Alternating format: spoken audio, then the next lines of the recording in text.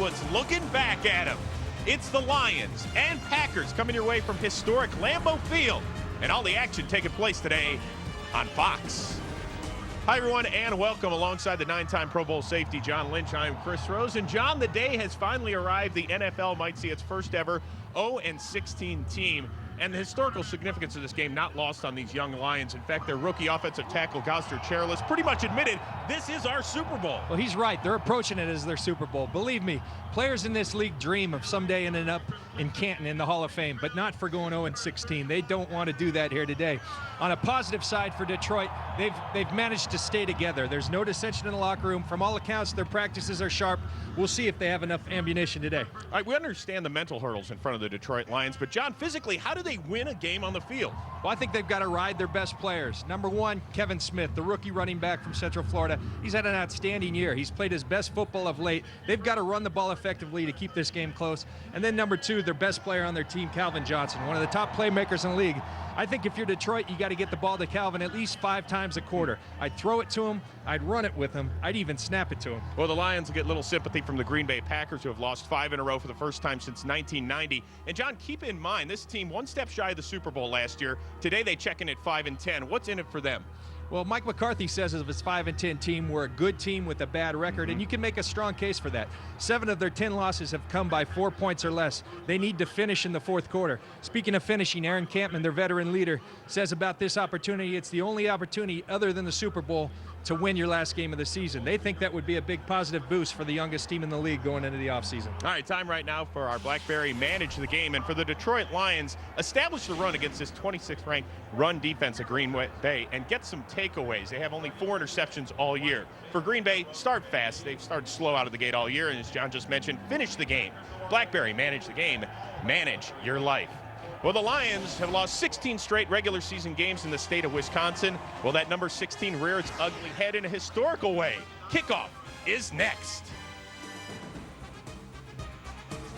0-16 on 3, 1, 2, 3, 0-16.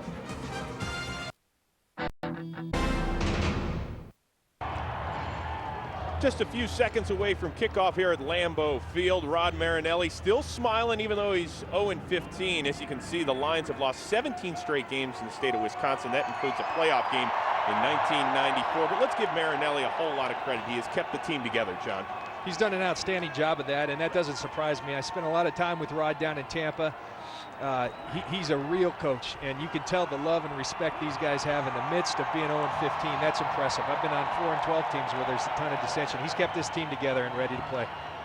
They have been professionals, no doubt about that. They're going to have to deal with the elements on top of everything else today. Temperature in the low 20s, wind chill of 10 degrees, and that wind is swirling down on the Lambeau turf. 38-year-old Jason Hanson, an outstanding year for him to kick it off to Will Blackman. And we are underway. Ball bounces off one of the up men, and it is taken by Jordy Nelson. Gets across the 25, has some space, across the 40, up past midfield, and he gets dragged down around the Lions' 42-yard line. A return of 44 yards on the play for the rookie out of Kansas State. And that's a great start for the Packers. They've been notorious slow starters throughout the course of the season. Jordy Nelson gives them a big boost and great field position to start with. Well, Aaron Rodgers, an outstanding first season at the helm, replacing Brett Favre. As you can see, 25 touchdown passes and has a chance to go over 4,000 yards on the season. 3 receivers set for the Packers on first down. And Rodgers out to throw, looks and finds the 3-time Pro Bowler Donald Driver for a gain of about 7. And let's take a look at the Packers offense. He has a 1,000-yard back, does Rodgers, in Ryan Grant, and 2 outstanding receivers in Greg Jennings and Donald Driver. All sorts of changes up front, though, on the line. Jason Spitz moves from right guard to left guard. The rookie Josh Sitton moves up to right guard. And Darren College makes a move from left guard to right tackle, replacing the ineffective Tony Mall. You got all that, John? I got it. Okay, good. Second and short now for Green Bay, and that is Grant. Up the middle and a first down. Even though Detroit has struggled such on defense against the pass, I think I get the feeling from talking to Mike McCarthy, he really wants to establish the tone by running the ball, pounding it with Ryan Grant today. A couple rookies up front, Andre Fluellen, Cliff Averill, both drafted in the 3rd round this year. And the problem has been in the secondary. Just 1 interception from the defensive backs all season. A lot of pressure on guys like Bodden and Fisher to get it done for Marinelli's crew today. Rogers from the gun on 1st down. Trying to set up a screen, and he loses the ball. That looks like a free ball, and Green Bay is going to recover. Darren College, right tackle, falls on it all the way back in Green Bay territory. And Rogers goes back to throw a screen pass to Ryan Grant, and the ball comes out of his hand. I don't know if that's the call that Ed Hockley wanted to make, very close to the one over there in Denver earlier in the year.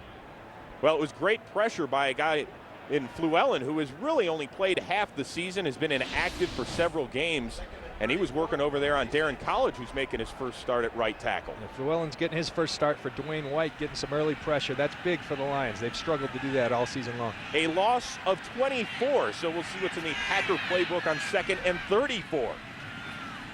Rogers looking downfield and has a man. That is Jennings. Gets it up to about the 42-yard line. Aaron Rodgers right there delivers a strike to Greg Jennings. You know, in 2nd and long, 3rd and long situations, what coordinators try to do, what quarterbacks try to do, is get some of it back so you're in a manageable third down situation. 3rd and 20 is not that, but that's a beautiful pass by Aaron Rodgers.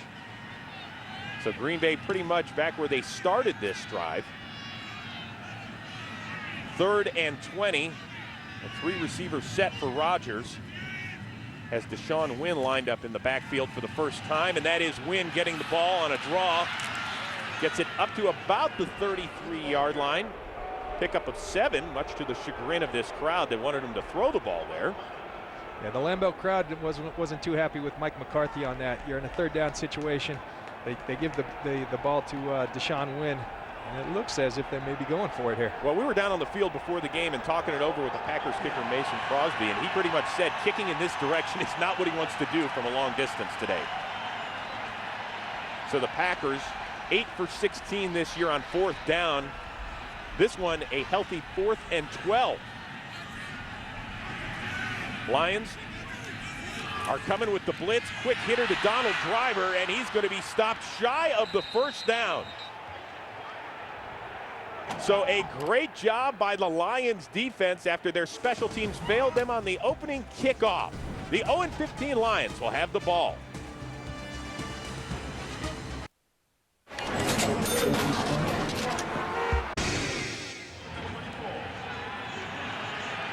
Well, the Detroit Lions did its job on defense. This is Dan Orlovsky making his 7th start of 2008. And pitches it to the rookie, Kevin Smith, looking for a little hole. Doesn't get a whole lot. Take a look at that Detroit offense. Smith, 116 yards shy of 1,000 for the season. Calvin Johnson, obviously their main gun. You talked about him, and you said you want to see him line up all over the field today. They do a nice job of that. They move their best player all around so that defenses can't key on, can't roll to them. They move them all over. You'll see them at X, Z, every receiver position. Gain of 2, and there's Johnson in motion. Orlovsky again to the rookie. Gets a few extra yards. Tackled by Ryan Pickett, the 8th-year man out of The Ohio State University. Green Bay's defense, an obvious drop-off from a year ago, but they still have the 2-time Pro Bowler Aaron Campman applying the pressure. The strength of this team, obviously in its secondary, 2 Pro Bowlers, Charles Woodson making his 5th Pro Bowl, the free safety Nick Collins, first time to Honolulu. And as strong as their secondary's been, they've sorely missed the presence of Atari Bigby. He was huge for them as they made the run late last year. They miss him, and it showed up in the way they've played. Bigby just had ankle surgery this week, hoping to be ready for 2009. Now on 3rd down, Orlovsky pressured, gets out of the pocket, looks deep downfield, and it is just off the mitts of the rookie Kevin Smith, who had gotten behind the secondary. However, there is a flag down, and that is going to be holding on Detroit. And Green Bay will decline. Ed Hockley, our referee this afternoon. Jeff Backus got power rushed right there by Brady Papinga, who's usually at linebacker. They've been moving him over to a defensive end to try to create some pressure. Papinga makes a nice power rush on Jeff Backus. Backus holds him, and the Lions go to punt. Well, this is Nick Harris, who's had an outstanding season as well, but the ever-dangerous Will Blackman, who has 2 punt returns for touchdowns this season, standing at his own 27. Harris gets away a beautiful punt. Blackman at the 20. Tries to break outside, but gets only 1 yard on the return after the 51-yard punt. Aaron Rodgers and the Pack back at work.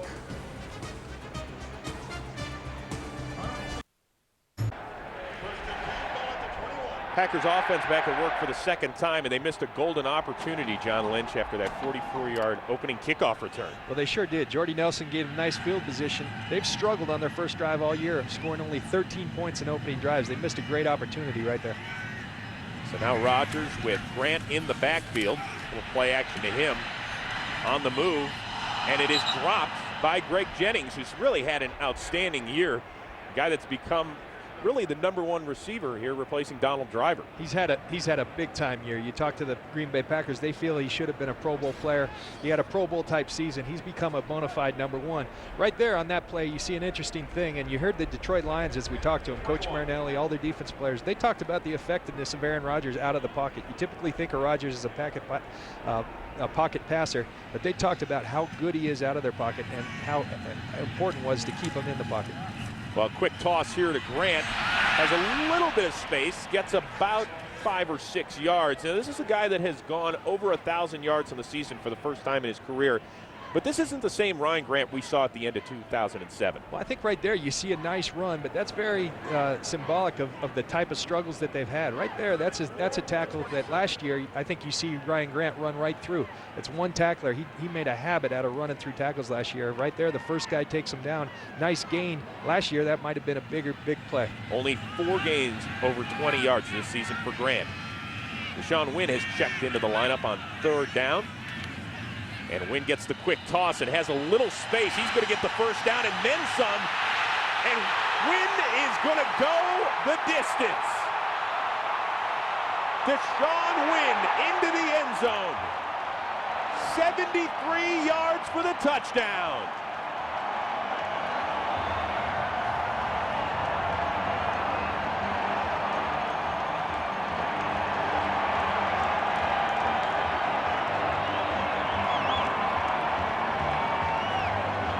Beautiful design of a play by the Green Bay Packers right here as we watch the play. Donald Lee comes in motion. This is a pass look that the Packers give on a 3rd down situation with Lee in motion. You're going to see Donald Lee right here. They get in their bunch situation, and there goes Deshaun Wynn, untouched until he gets to the 2-yard line. Beautiful run by Deshaun Wynn. He's been filling in for Brandon Jackson, and great play for the Packers. Mason Crosby adds the PAT, and yet again, the Detroit Lions are down early. 73 yards for Wynn equals 6. It's 7-zip.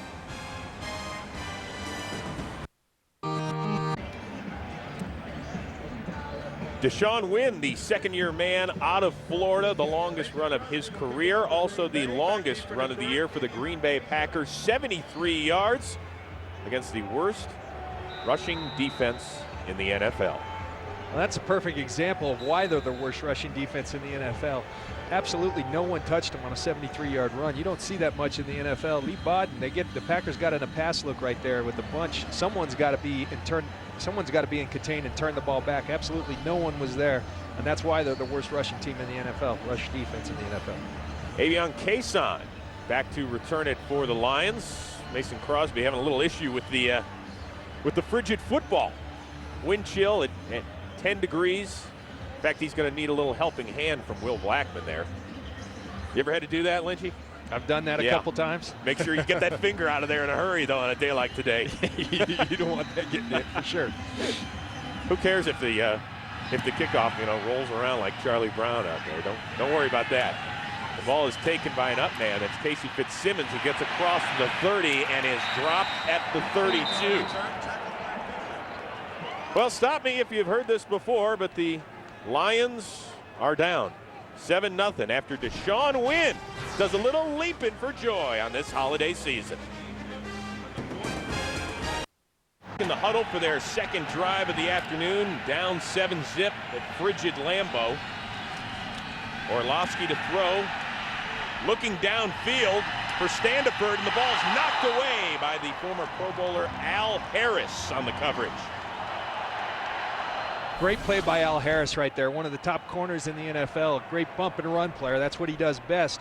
Right there you're going to see Nick Collins, the free safety, jump Calvin Johnson coming across. Al Harris is one-on-one with John Standiford, and that matchup favors the Green Bay Packers all day long. Well, Standiford, one of the many new faces at wideout for the Lions. In fact, Johnson was the only one on the opening day roster that's active today. This is Smith on second down, makes a nice little cut before Johnny Jolly brings him down. Speaking of Jolly, Rod Marinelli, despite his 0-15 mark this year, he's like the Tony Robbins of the NFL. He just preaches positive thinking, and he's always talking about what do you do with adversity. Well, and there's a lot of coaches that preach this. Rod Marinelli believes it. He lives it. He talks about 3 reactions to adversity. Number 1, they're oblivious to it. Number 2, you can crumble under it. Number 3, you can embrace it. He embraces it. Almost seems as if he's enjoying the challenges and the lessons he's learned in an 0-15 season. What fun is 15-0. 3rd and 4, Orlovsky out of the gun. Has some time. Now he's pressured, and he is finally going to be dropped. Jason Hunter there with the sack, his 2nd of the season. And other than Campman, I'll tell you, these guys on the defensive line haven't got it done, but thanks to the secondary here. No, that was a tremendous job by coverage. You're going to see Tramon Williams right here on Calvin Johnson. He's simply not open. He's hanging on his low hip. Orlovsky had nowhere to go. Great job by finishing the deal from the Packers defensive line. And big stop for the Green Bay Packers. So make it back-to-back 3-and-outs for that Detroit offense. Harris on to punt for the 2nd time. This one not nearly as good as his first effort. Blackman's going to pick it up at the 24 and gets about a 3-yard return. And the Packers will start with the ball right there, up 7. Trying to shoot an arrow into the Lions' heart again. Hello, I'm a Mac.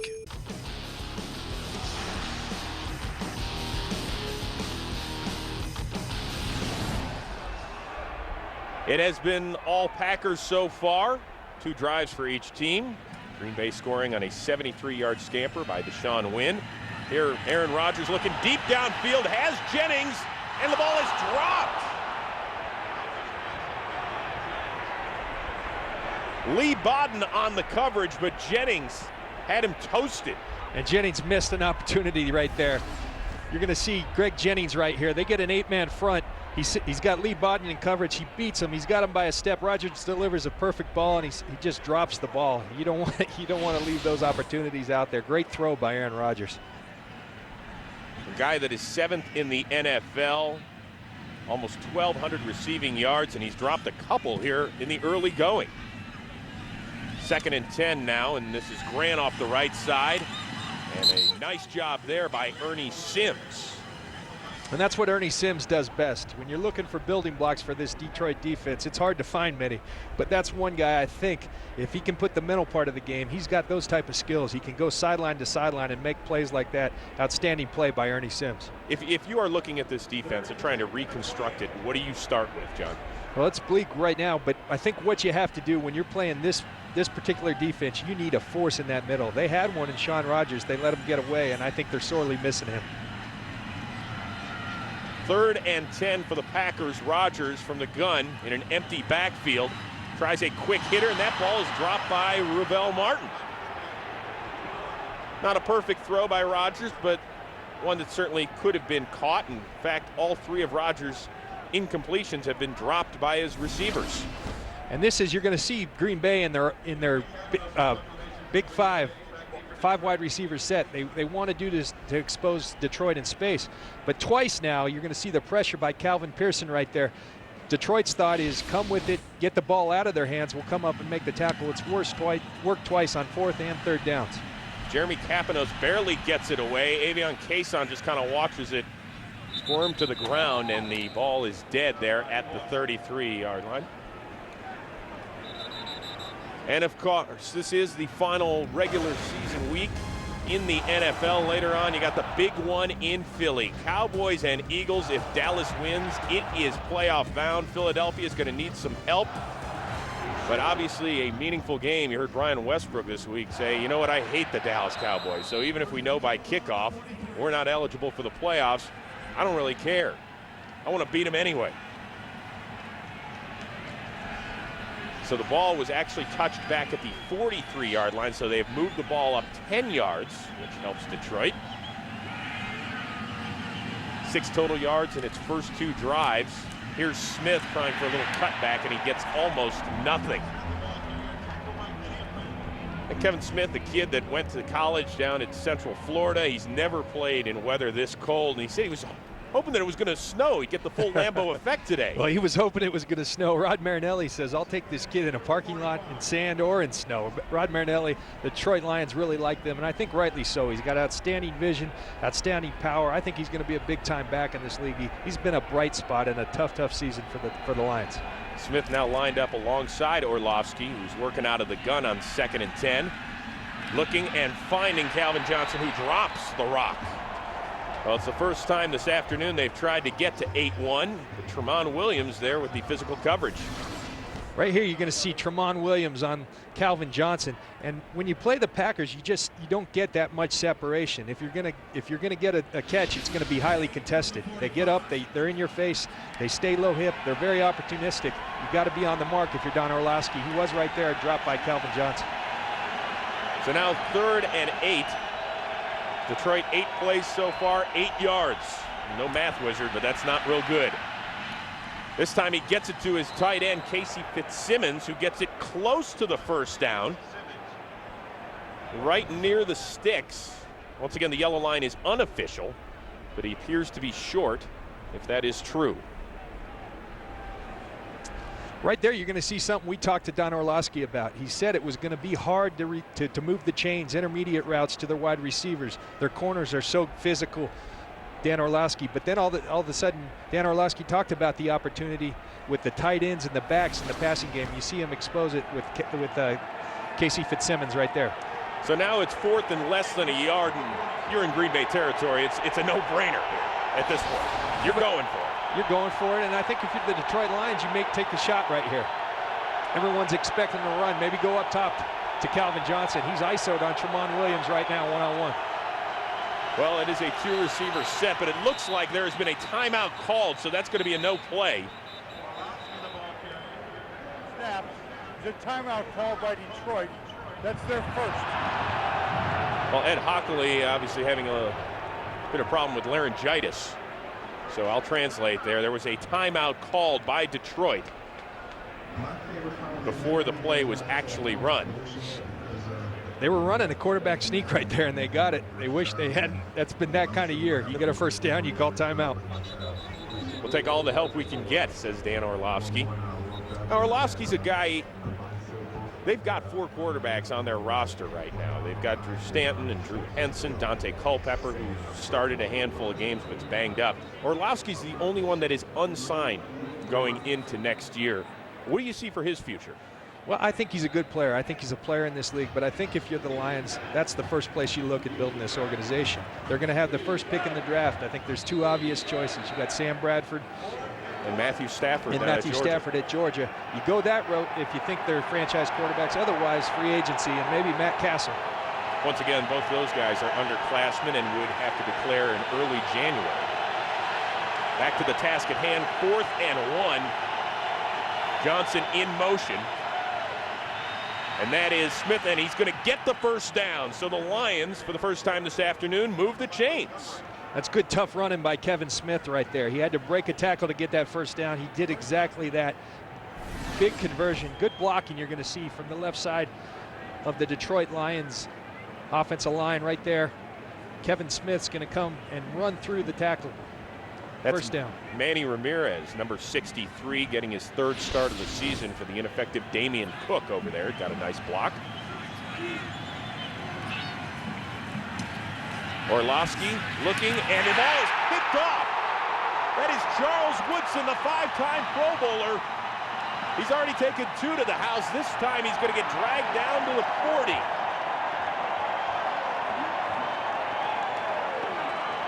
And a look of dismay by Orlovsky.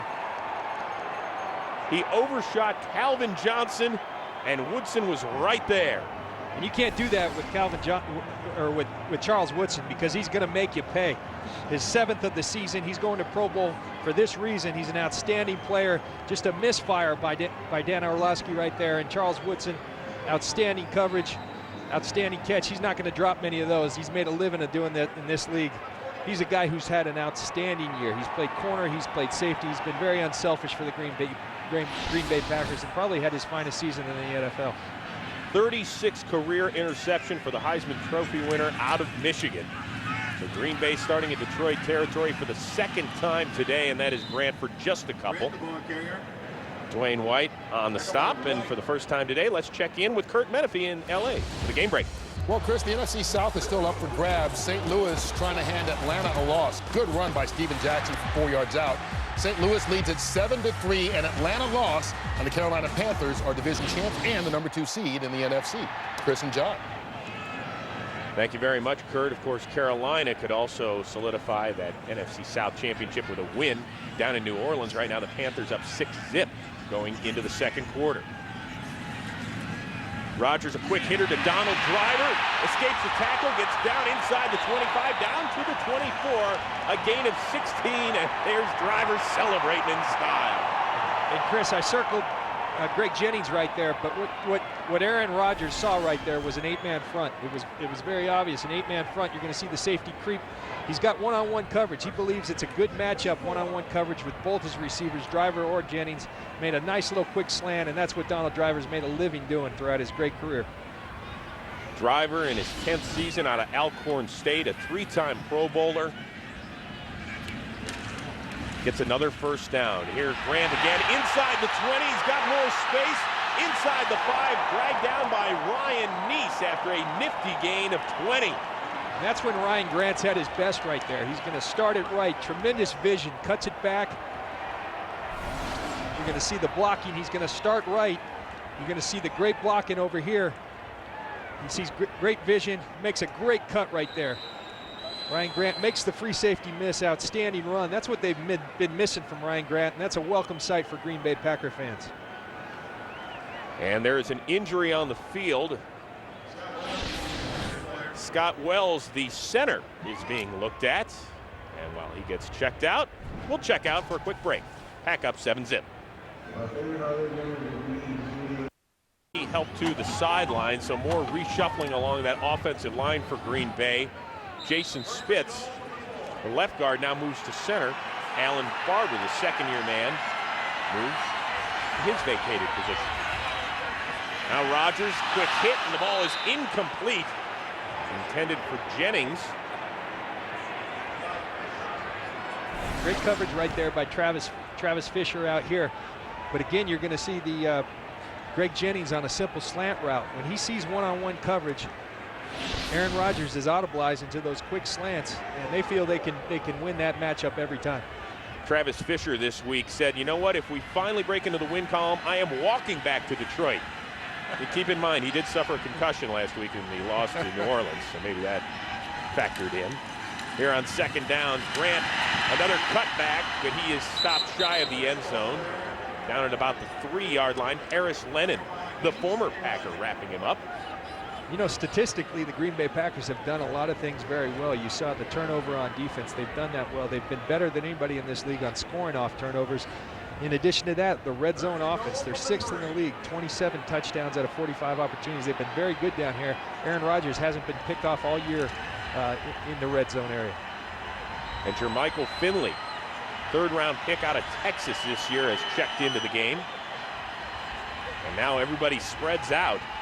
That is Donald Lee at the bottom of the screen, the starting tight end. And the ball is tossed to Finley, and there is the touchdown for the rookie.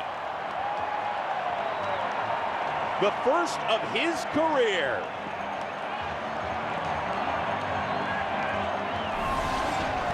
Going to see Jermichael Finley here in the slot. This is a guy that they really, both Mike McCarthy and Aaron Rodgers talked about. Aaron Rodgers says other than Charles Woodson, the most raw talent on the entire football team. He's a guy who came out of Texas. Mike McCarthy talked about just that. At Texas, they never really split him out, used him as a wide receiver. He compared him to Tony Gonzalez. This is a guy with 4 catches, but they went on and on. You could see that this was a guy they were going to try to feature in the last game moving forward to next year. And his 5th catch of his young NFL career leads to 6 points. Mason Crosby adds a 7th and make it 14-0 with just under a minute and a half to go in the opening quarter. So the Packers capitalize once again on another turnover. They have now scored 124 points off of turnovers. That is the most in the NFL. Of course, the coverage doesn't stop here on Fox. Next Sunday, who's going to be taking the field and when? All these teams, postseason bound, a couple more slots still up for grabs today. The postseason on Fox, all in HD, coming your way next Sunday. So now if you're the Lions, you're 0-15, you're down 14, less than 14 minutes into the game. What are you thinking, John? Well, I think the only thing you can do is stick with your game plan. We've seen a heavy dose of Kevin Smith. You've seen them try to get the ball to Calvin Johnson, but I think you got to take some shots downfield. We talked to Dan Orlovsky. They're double covering him right now. He talked about, though, you know, to me, it's very much like when we used to play the Minnesota Vikings. They didn't care if you had 2, 3 guys on them. They were going to put the ball up and try to let him make a play. Orlovsky talked about it. They haven't done it yet. It's all been underneath. I think they got to take shots to Calvin Johnson up top to try to get some big plays on the offensive side of the ball. Well, Johnson dropped one earlier, and then they overshot him. A pass that was picked off by the Pro Bowler Charles Woodson. And now here's Will Blackman once again on the golf tee duties, if you will. Mason Crosby, a short kickoff taken by Fitzsimmons yet again. Solid return up to the 38. Detroit has had decent field position, just hasn't done much with it. You're exactly right, and I think another thing that could make the Lions confident, in the first meeting of this season against Green Bay, they were down 21-0. They came back to lead late in the 4th quarter, so Detroit knows they can make the comeback here. Of course, John Kitna was their quarterback back in week 2. That is Dante Culpepper, 3-time Pro Bowler. He was signed back at the beginning of November, bothered by an injured shoulder. Had to shut it down the last few weeks of the season. So down 14-0. This is Smith on first down, gets up past the 40-yard line, give him a gain of about 3. And this is a guy that, John, we talked to him yesterday. You're impressed by his energy, his maturity. I mean, he defended the coaching staff. He seems like a guy you can really build around. Oh, absolutely. You see the physical talent on the field, but I tell you, I don't know if I've ever been so impressed by a young rookie. He's got a lot of depth to him. We asked him about 1,000 yards. He said, hey, 1,000 yards shouldn't be the story. We're 0-15. The guy is a bright guy. I think can be not only a leader on the field, but a leader in that locker room as you move forward for the Detroit Lions. 2nd and 6, and Smith makes a nice little cut, but Brady Papinga is there to drag him down after a yard gain. Nice tackle by Papinga there on a one-on-one situation with Kevin Smith.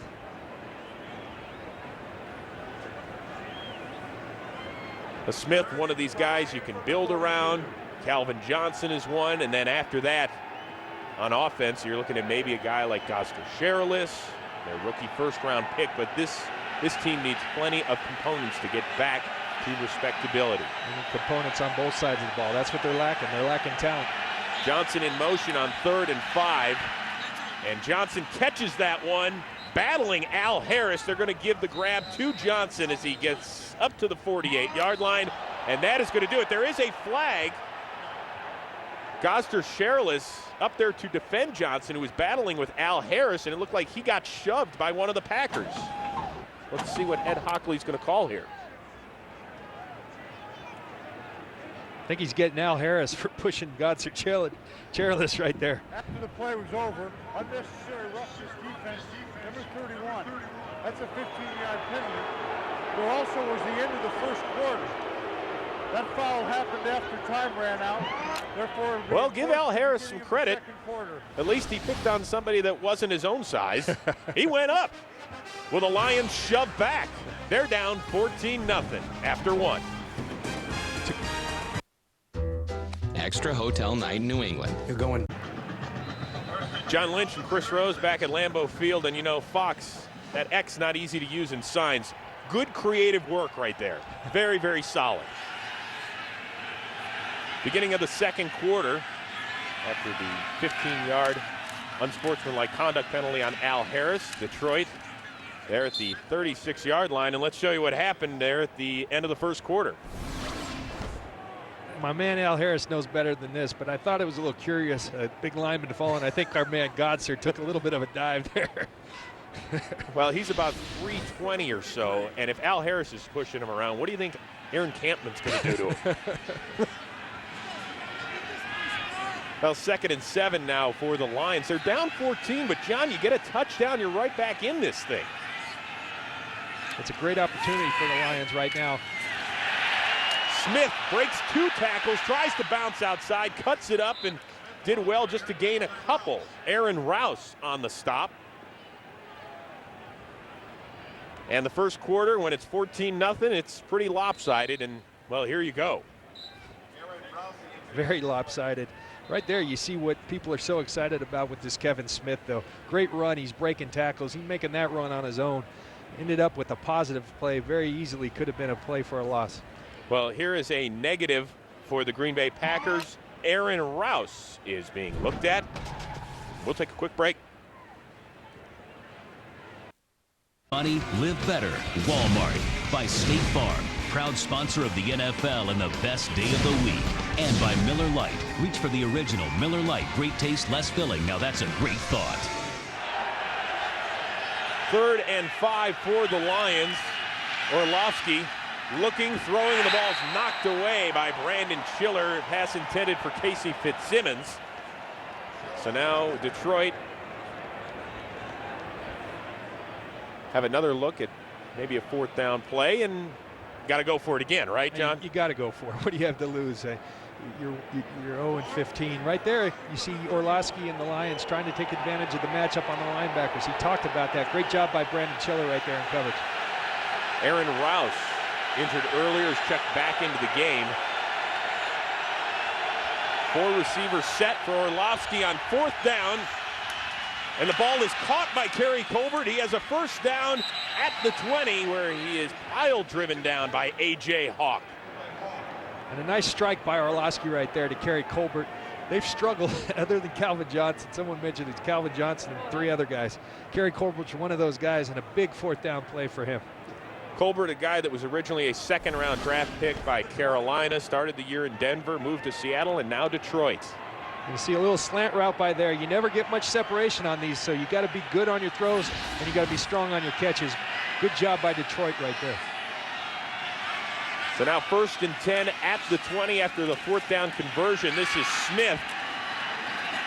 Gets it inside the 15, down close to the 1st down. And let's send it back out to Los Angeles. A game break with Kurt Menefee. Minnesota and the Giants. Adrian Peterson, 8 carries for 11 yards. Until this, a 67-yard touchdown run. The flag was offsides against the Giants, so it stands. And Minnesota has a 10-0 lead in the second quarter. Of course, Chris and John, if the Vikings win this game, they win the NFC North. Thank you, Kurt. And here's your playoff scenario. Chicago, by the way, is up 10-0 down in Houston midway through the second quarter, so that's putting the pressure on Minnesota to get it going against the Giants. That's Smith again, darts inside the 10. You got to love this kid's running style. Yeah, you do. I talked to Sam Gash, their running back coach, down on the field before the game, and he talked about his best attribute being his vision. You see a perfect example of that right there. He stretches the run, sees the cutback hole, and goes and gets it aggressively for a nice gain. Smith has already carried the ball 11 times this afternoon, coming off his 2nd 100-yard game of his career. Went for 111 last week in the loss against New Orleans. So now 1st and goal. Another healthy dose of Smith, and he gets dragged down there by Johnny Jolly.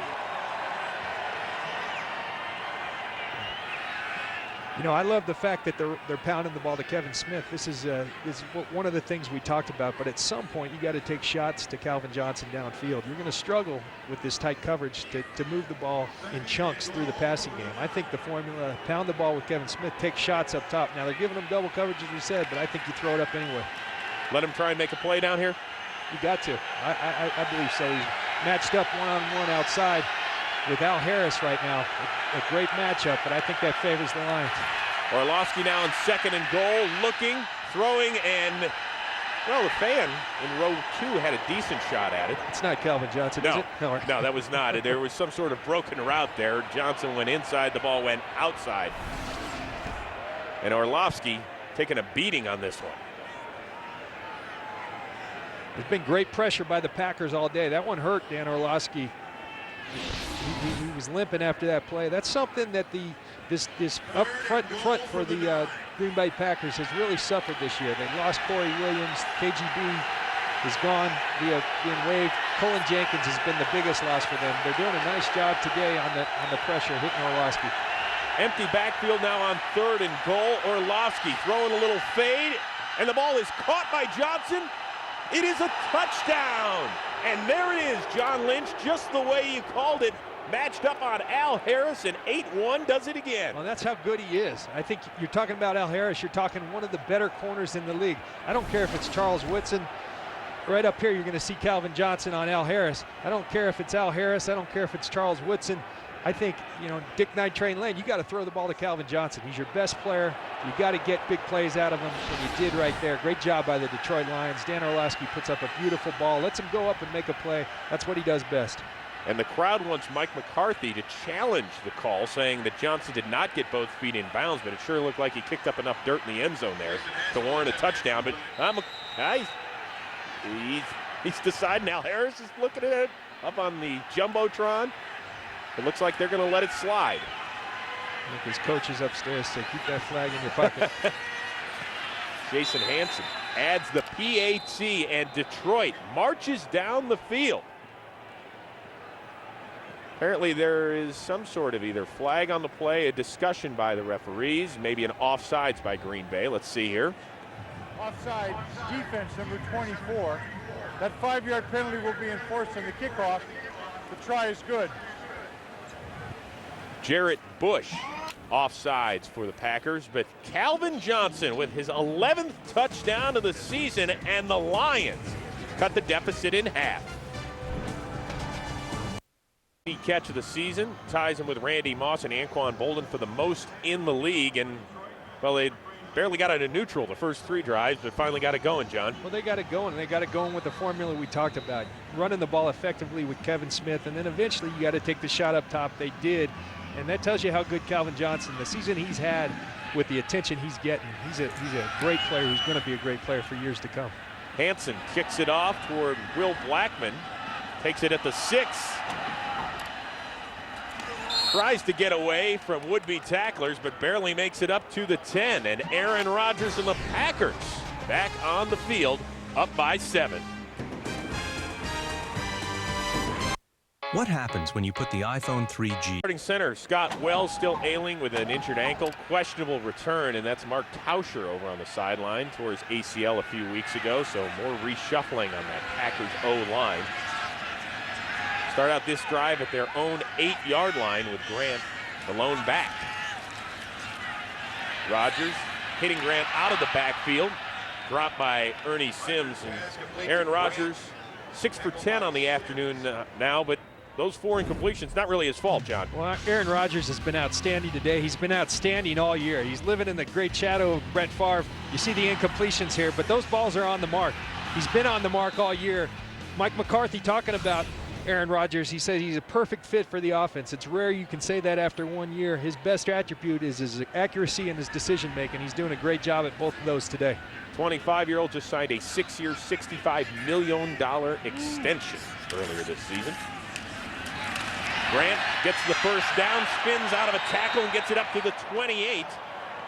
Dragged down by the rookie Cliff Averill, 3rd-round pick out of Purdue. Gain of 12, and this is more of the Ryan Grant that we saw last year, more of those explosive plays. You're exactly right, and you're starting to see, I'm sure this excites the Green Bay Packers. You're starting to see the Ryan Grant that was so good at the end of the year. You're going to see him come here, cut back, and then break those tackles. Early in the year, he's been going down. Now he's breaking those tackles. That's what makes Ryan Grant special, and he's starting to show signs of that. Now on 1st and 10, Rodgers looking downfield and has a man. It is Jermichael Finley, the rookie out of Texas. Caught a touchdown earlier. That one goes for 26 yards. You're going to see Jermichael Finley right here on Daniel Bullocks in coverage. And you could feel sitting with Mike McCarthy with Aaron Rodgers, they wanted to get this guy a chance to make some plays today. They've known he's a great athlete all year. The production hasn't been there. You knew they were going to give him a shot. He's capitalizing on these opportunities today. Rodgers, I mean, glowing. You asked him about it. It was almost like you asked him about his first girlfriend. I mean, it was unbelievable. He says this guy is a tremendous athlete. You know, we're starting to see it today, but when you hear Mike McCarthy compare him to Tony Gonzalez, when you hear Aaron Rodgers talk about the best hands on the team, the best athlete other than Charles Woodson on the team, that's a special player right there. And I think bright things to come from Jermichael Finley in the future. Well, he is just 21 years old. Left school after just 2 seasons and 76 catches down there in Austin. So now after about no gain on first down, Rodgers staring at 2nd and 10. Quick pitch to Grant. Tries to bounce it outside. Cuts it back up and gets inside the Detroit 40-yard line. Sean Cody, 4th-year man out of USC there to make the stop. This is a play much like the design on the Deshaun Wynn touchdown run. They have obviously seen something in the toss play, the ability to get outside against Detroit. You're going to see Donald Lee come down here in motion, get the contain, and Ryan Grant go outside. No one for Detroit's there. That's just fundamental things. Lee Bodden's job right there. Daniel Bullocks, they got to turn that ball back. It can't turn into gains like that. So now 3rd and 3, Deshaun Wynn, who had a 73-yard touchdown run in the first quarter, has checked in next to Rodgers, operating out of the shotgun. Loading it downfield, looking for his man, and is incomplete. It was Finley again who was asking for an interference call. Dexter Wynn on the coverage. I think that shows you how strong they feel about this guy. I keep talking about it, but you got Greg Jennings, you got Donald Driver. They're clearly featuring Jermichael Finley here today, giving him opportunity. That's one I bet he wishes he would have had. Expects himself to have. All 5 of Rodgers' incompletions have been in the hands of Packers receivers, or in this case, tight end. So now Jeremy Tapinos on to punt it away for the 2nd time. Avion Cason standing at his own 10. Cason's going to let that one bounce instead of catching it. And it dies at about the 8. So the Lions defense does its job. Detroit will now try and score a 2nd straight touchdown on O.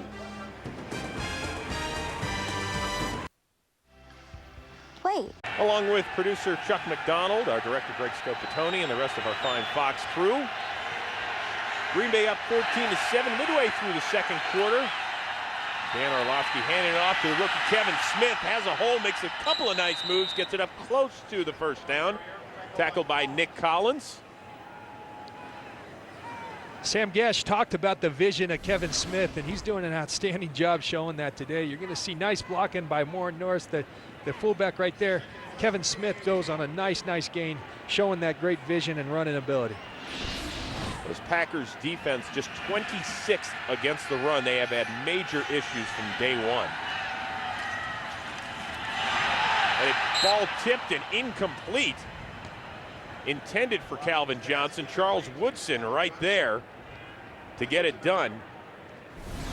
Great coverage by Charles Woodson right here. Here's what makes him so special. He rides Calvin Johnson. Ooh, had an opportunity at another one right there. Nice play by Charles Woodson. Well, you talked about at the top of the game trying to get Calvin Johnson the ball at least 5 times a quarter. Got to take some chances, but you want to see it a little bit more down the field, right? Well, they're going to him, but I think you're right. You got to take the shots down the field. Green Bay's coverage is going to be tight underneath. Hard, short, the small windows to get the ball in. 3rd and 2. Smith is going to work his way for the 1st down, gets it up to the 20. Nice patience out of the rookie. Brandon Chiller there on the stop. You're going to see nice push by the left side of the line. Owens, the tight end. Backus and Manny Ramirez there. Manny Ramirez pulls. Nice running by Kevin Smith. Dominic Raiola, the center, 8th-year man out of Nebraska, also pulling on the play and making a nice little block. So Detroit starting to get into a rhythm offensively, something they could not do last week. Quick hit to Johnson, gets it up to the 26, and this is something that Rod Marinelli and Dan Orlovsky told us that they would do. Yeah, Dan Orlovsky in particular talked about that, motioning Calvin Johnson into a stack. That's called a smoke route. You just throw a ball behind the line of scrimmage to Calvin Johnson, let him use his superior athletic ability to get yards. Get it to him right now, and there you go, 5-yard pickup. Johnson, 5th in the league in receiving yards, now tied for 1st with 11 touchdowns. Mrs. Smith, he has got nowhere to go. A blitzing Charles Woodson there to bottle him up along with Aaron Campman. Great job by Aaron Campman right there. He's been a standout for this team for a long time. He's known for his pass rush ability, but he's a complete player. He plays the run extremely well. It's easy to play the run extremely well when you're unblocked. Great play by Campman. Well, Campman, a 2-time Pro Bowler, but this has been an issue all season long for Mike McCarthy in this defensive line. Just not enough guys making plays. Well, last year it was the strength of the team. They could bring 8 guys at you that could start for most teams in the NFL. Via free agency trade, guys getting hurt, Cullen Jenkins. They've really struggled. Campman's been out there on his own a lot. They're playing better today. 3rd and 8, Orlovsky looking downfield, has a man, it's Johnson again, has a little room, and he gets shoved out of bounds by Nick Collins, but not before he gets into Green Bay territory.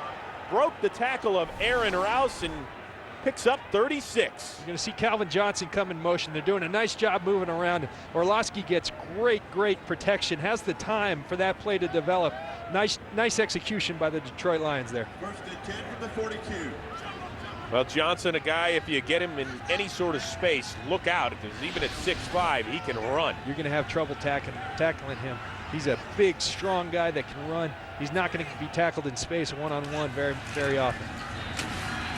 Well, Smith gets tackled after very little gain right there. Brandon Schiller in on the stop. And let's give Rod Marinelli some credit once again. I mean, his team, they come in 0-15. They're staring history right in the face. Just like that, they're down 14-0. He won't allow these guys to quit, and I guess more importantly, the players won't allow themselves. No, he won't, but I think it's a direct reflection of the leadership of Rod Marinelli. The fact that these guys are playing as hard as they are after being 0-15, that's a reflection of Rod. He won't let them get down. He's constantly encouraging them, and that's the kind of leader he is. It's more Norris, the fullback, in motion. Smith again gets dragged down by Colin Cole, the backup defensive lineman. Cole, a guy that was waived early in his career by these same Detroit Lions, now getting a little payback. This has been a problem for Detroit throughout the course of the season. You're going to see Colin Cole right here come in and beat Peterman and makes a nice tackle there. But getting themselves in these long third down situations, you'd like to be in 3rd and 5 or less. You have a much higher chance of converting. These 3rd 8s are tough to convert. Or in this case, 3rd and 10. Orlovsky looking downfield. Ball in the air, and it is dropped. Off the hands of Colbert, off the mitts of Nick Collins, and incomplete. Kerry Colbert's got to make that catch right there. Orlovsky fires a strike right to him. He made a big 4th down conversion earlier on that 3rd down. You got to catch that ball. Well, Collins had it right in his mitts as well. 6 interceptions on the season for the first-time Pro Bowler, and Kerry Colbert trying to figure out what went wrong there. And Nick Collins, too. He's trying to keep pace with Charles Woodson. He could have had 7 right there with him right there. Harris gets it away, and that one is saved beautifully by the Lions. Adam Jennings was there to bat it back into the field of play, and it gets killed at the 5-yard line. So an outstanding play by the Lions special teams. Beautiful play by Jennings right here. Leaping up, keeping his feet in the field of play, knocking it back. Great job by Nick Harris, and a better job by Adam Jennings pinning the Packers back. Well, if there has been a strength to this Lions team, it has been the punter Nick Harris, the kicker Jason Hansen. Both have had outstanding seasons.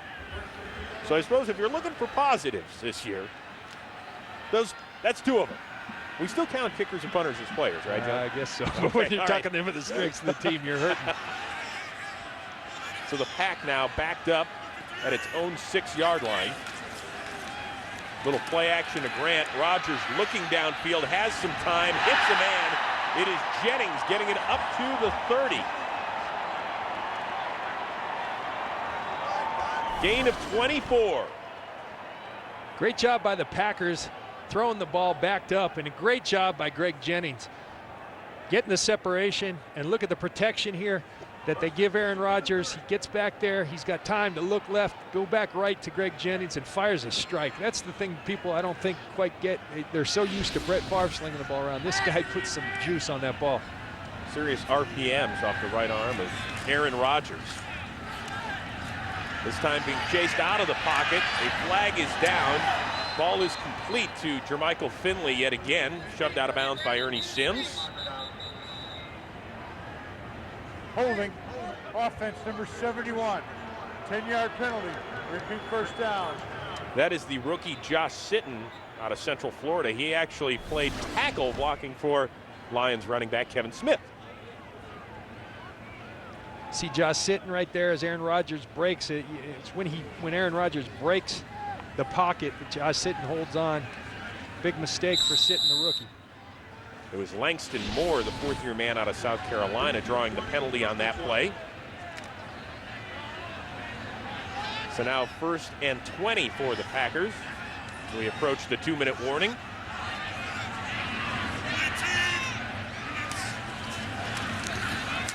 Rodgers again looking downfield, checking it down to Grant, who is tackled after a 5-yard gain by Ernie Sims. And we have arrived at the 2-minute warning. Packers up 7, trying to get something going. All right, you're shipping. What can Brown do for you?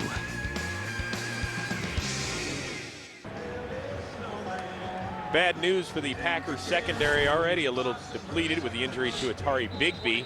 His replacement, Aaron Rouse, return is questionable with an injured knee as he was just carted off. And Aaron Rodgers hoping his defense doesn't step back onto the field until the 3rd quarter. 2nd and 15 at the 2-minute warning. Pressured, and Rodgers is dropped. For the first time today, it's the rookie Cliff Averill with his 5th sack of the season. And Cliff Avrill's a guy they're excited about in Detroit. They feel like you're going to see him here working on Chad Clifton. He keeps going, keeps that motor going. They feel like this guy's a guy they can build on defensively.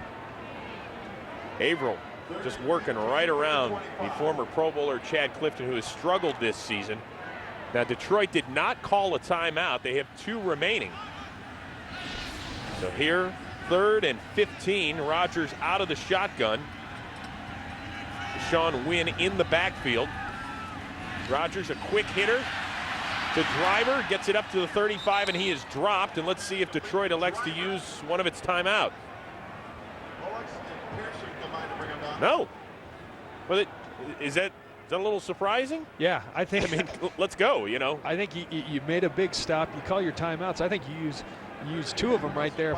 For whatever reason, they're not using them. That doesn't make sense to me. Well, to that, I mean, it sounds like you're a little bit scared of putting your offense in a position to almost succeed.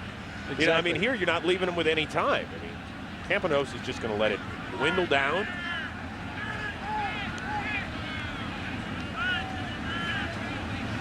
And finally, they snap it away with 33 to go in the opening half. This one kind of a sidewinder.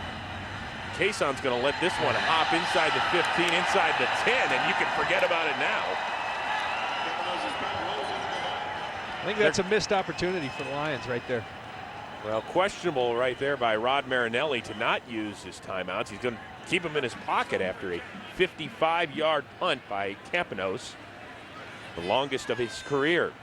Hey, don't forget, coming up at halftime, it is the Visa Halftime Report. Kurt Terry, Howie Michael, and Jimmy as well.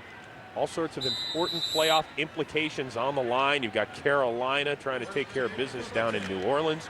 Chicago still trying to stick around. They're struggling down in Houston, Minnesota, and the Giants. Highlights and scores and analysis coming your way on the Visa Halftime Report.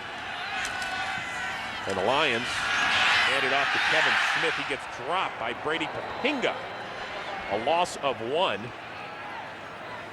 And now it looks like Green Bay is going to call a timeout. Yeah, they want a shot at it. They're stopping it right away. They got 17 seconds, 2 more timeouts after this. They want an opportunity at least to maybe block a punt. I think Detroit really missed an opportunity. You do a great job getting a stop. You've got it over a minute left if you use both tight ends there, or both timeouts, and why not? And if you're one of those offensive players that's on that Detroit sideline, aren't you thinking, okay, there's a minute 15 to go, you know, there's a minute 20, let's stop the clock, give us a chance to maybe put one of the best kickers in position to cut into the deficit. I think so, definitely. But I think Rod Marinelli's probably thinking, he sold to his team that if you can keep this game close, we got a good chance. The Packers have struggled to finish, but I think right there you got to take your shot. You got to take those timeouts, get your offense on the field, and give it a go. 2nd and 11. It is Smith again, who's been busy this afternoon. Picks up about 4. Aaron Campman on the stop. And another timeout by the Packers. The Packers are going to have a chance to put everybody up there, block this punt. Or Blackman's been extremely effective on the returns. I think 2 for touchdowns this year. They're going to give themselves a chance, and I think that's the way you got to play this game, particularly when you aren't going to the playoffs. It's not like you can lose anything. Well, once again, Mike McCarthy told us at 5-10 that this is actually a good team with a bad record. Do you agree with that assessment? I do. I do. You look at a lot of the things they've done as a team. They've done statistically. Now, ultimately, to be a good team, you've got to find a way to win those games. But they're the youngest team in the league. Last year, they probably overachieved, being 13-3 this year. But I think they've underachieved. But I think looking forward, they've got a good foundation. Well, this is Smith again on 3rd down, trying to work his way toward the first, but he gets chopped down by Johnny Jolly, who's been all over the place. And Packers are going to use their final timeout and try and block a punt or get a great return, as you said. So at least that's good clock management. Now, once again, it's something to keep in mind here. If it is a poor punt by Nick Harris, that you can call for a fair catch and get what's called a free kick. Have you ever been involved in one of those? Never been involved, but you know, everybody's very aware of that. Mason Crosby does have a big leg, you know, and you know, who knows? You've seen stranger things. Well, here's what it would look like. I mean, Lions can't rush him, can't use a tee or anything, but you know, that's what it's going to look like if we do have a free kick. Once again, Blackman would have to call for the fair catch. He cannot advance it. Well, Harris does get it away, and they call for the fair catch. Oh, he caught it on his bum. Wow, that could have been disastrous right there for the Packers. Instead, it's double zeros up on the clock, and Blackman gets a little laugh out of it as well. Great job by Nick Harris, not giving an opportunity for a return or the free kick. And a great job by the 0-15 Lions, who were down 14-0 less than 14 minutes into this one. They get a nice touchdown toss from Orlovsky to Calvin Johnson, and they're in this thing. They are in this thing. They've see Will Blackman there go down on the slippery turf here, but a nice job on the catch by Blackman. Now, it looks like the Packers might actually try and get a free kick out of this regardless. It looks like the refs are going to bring the players back on the field. Fair catch. Time ran out on the play, but by rule, Green Bay has permitted a fair catch kick. So here we go. Once again, because they had called for a fair catch and made it, Mason Crosby can line it up from 69 yards out. This be fun. I mean, let's go for it. Why not, right? Why not? Why not? You know, we saw him in the pregame. Now, I'll tell you, this is the direction that Mason Crosby, talking to him in pregame, he's kicking into the wind here. But the kid's got a big leg. Why not give it a go? Good coaching, I think, by Mike McCarthy, giving themselves an opportunity. Well, once again, let's show you what was happening in the pregame. Well, that one's from way deep.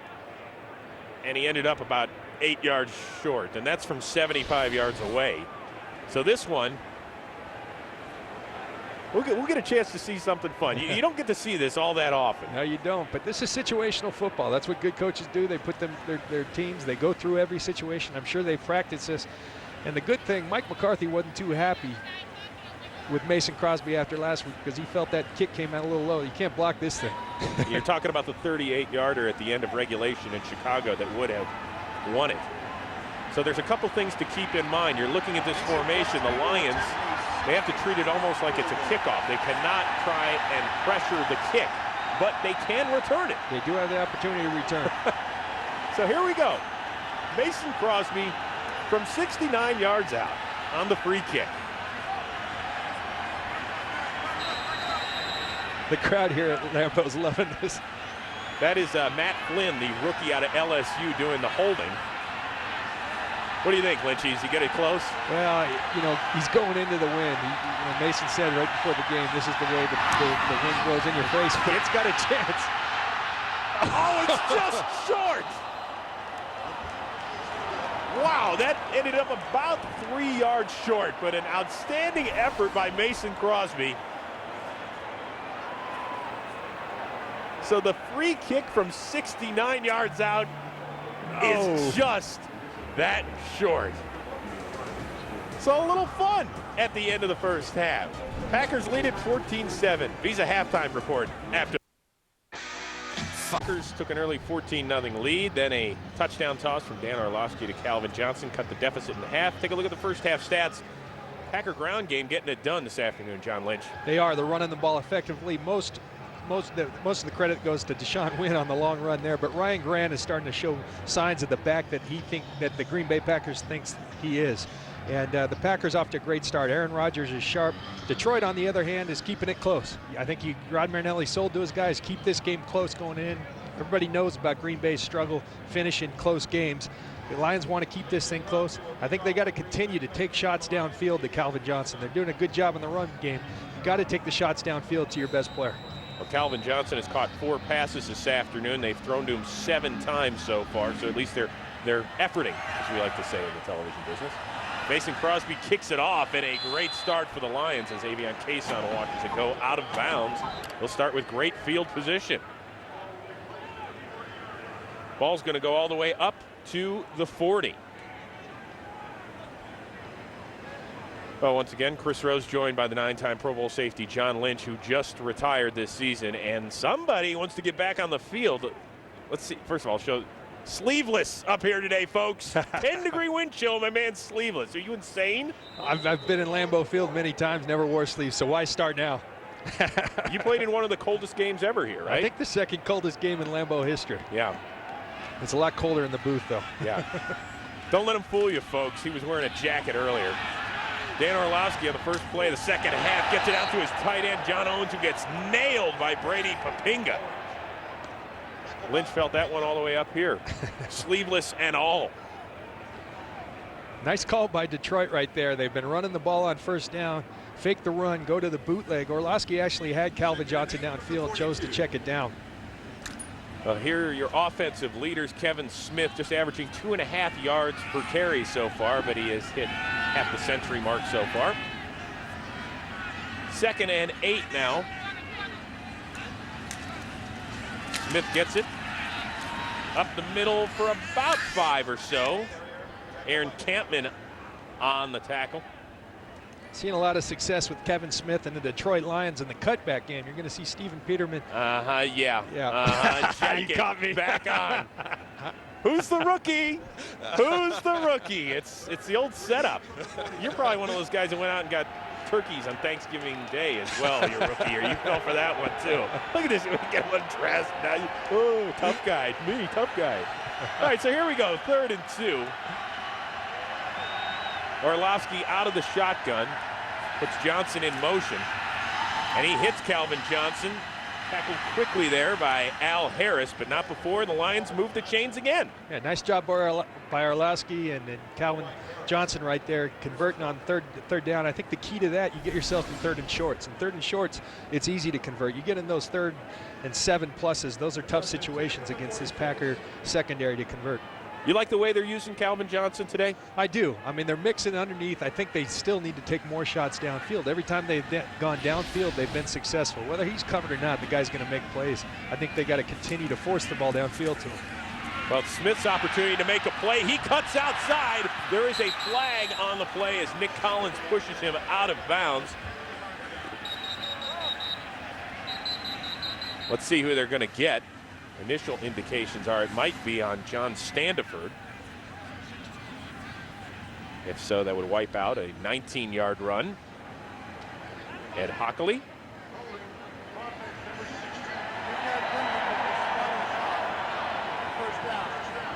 Indeed, it was Standiford, and wipes out a big chunk play, as the Lions like to call it. You're going to see Standiford outside doing a nice job, working hard against Woodson. But right there, as Woodson tries to escape, they catch him catching the jersey, and that's a big loss for the Detroit Lions. A big gain by Kevin Smith, brought back by the holding by Standiford. Well, it's now going to be 1st and 9. They're going to mark it back from the spot of the foul. So I suppose that's the good news for the Lions on the play. That is Jerome Felton, the rookie out of Furman, toting the rock for just the 2nd time this season, and the Lions told us this is a young guy they want to get a look at. Well, he was the starting fullback at the beginning of the year. They brought in Norris, who's done a great job. He hasn't been able to get his job back. He's a guy who in college at Furman carried the ball a little bit. They wanted to see him. They thought, particularly if it was going to be the inclement weather, slippery foot, and he's a guy that could pound the Green Bay Packers, who have struggled stopping the run on defense this year. And if they get anywhere near the goal line, look for Felton, who scored 63 rushing touchdowns in his career. 2nd and 5, and Kevin Smith back into the ball game. Orlovsky, little play action, and he's looking downfield for Johnson, who's working on Harris. A little pushing and shoving, and no call by the referee, and it looked like Johnson might have gotten away with one there. Yeah, I think he did, but I think it was uncatchable. Tremendous job by Al Harris right here. You're going to see Orlovsky break the pocket. Look at Al Harris right there. He's not going for that double move. He knew they were taking a shot downfield. That's a veteran move by Al Harris. And a tremendous play. Looked like maybe their feet got tangled, and that's why there was no call. Orlovsky wanted it for his team. Al Harris wanted it for his squad. No call, and so it's 3rd and 5. That's what I dealt with for 15 years. They never call it on offense. Not once? Not once. That tight end would get you too, wouldn't it? Mm-hmm. Thought so. Avion Cason in the backfield next to Orlovsky, working out of the gun on 3rd. Pressured, and ball short. Intended for Casey Fitzsimmons, the tight end. So now on 4th and 5, it looks like Nick Harris is going to come on and punt. We've seen him try for it on 4th down a couple of times. Here it's manageable. Why no decision to go for it here? Well, I think at 4th and less than 5, you go for it. They're right at 4th and 5. I think this is the smart call right now. You're playing with the Packers. You know, some people may say, heck, you got nothing to lose, but I think you're in the game. If they can keep it close, they feel good about their chances. Harris boots it away. Blackman calling for the fair catch at his own 9. And so we will see Aaron Rodgers and the Packers offense for the first time in the 2nd half. These by Yellow Book. Say yellow to the future. By the new AT&T, your world delivered. And by the all-new Dodge Ram. Never back down from a challenge. 10-degree wind chill at Lambeau Field. Obviously somebody didn't get his shirt for Christmas this year. Jason Spitz remains in the game at center for the injured Scott Wells. And Grant, submarine, and the ball is loose, and it looks like maybe the Lions have recovered. They have indeed. A great job on this play by Calvin Pearson coming down into the box and just putting his helmet right on the ball. Ryan Grant's got a hold on the ball, but great job by Calvin Pearson. Hey, gets the recovery as well. Gets the recovery right there. Rod Marinelli talked about how much he loves this guy, Calvin Pearson. He was brought in here really to be a 4th safety, a special teams contributor. Due to injuries, he's had to play, and he's done a great job. Here comes the challenge by Mike McCarthy. Well, we're going to have to see whether or not he was down, because Grant went head over heels. Now the question is, you know, was the helmet down? Was the ball coming out? And that's what McCarthy wants him to take a look at.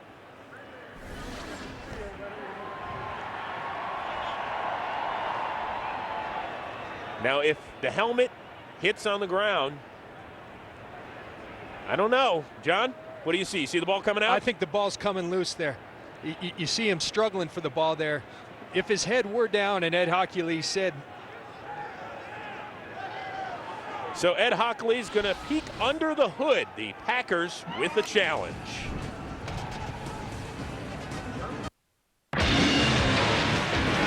Packers have challenged the fumble by Ryan Grant, the recovery by Calvin Pearson. Ed Hockley's taking a look. The ball comes loose from the runner's hand before his head hits the ground.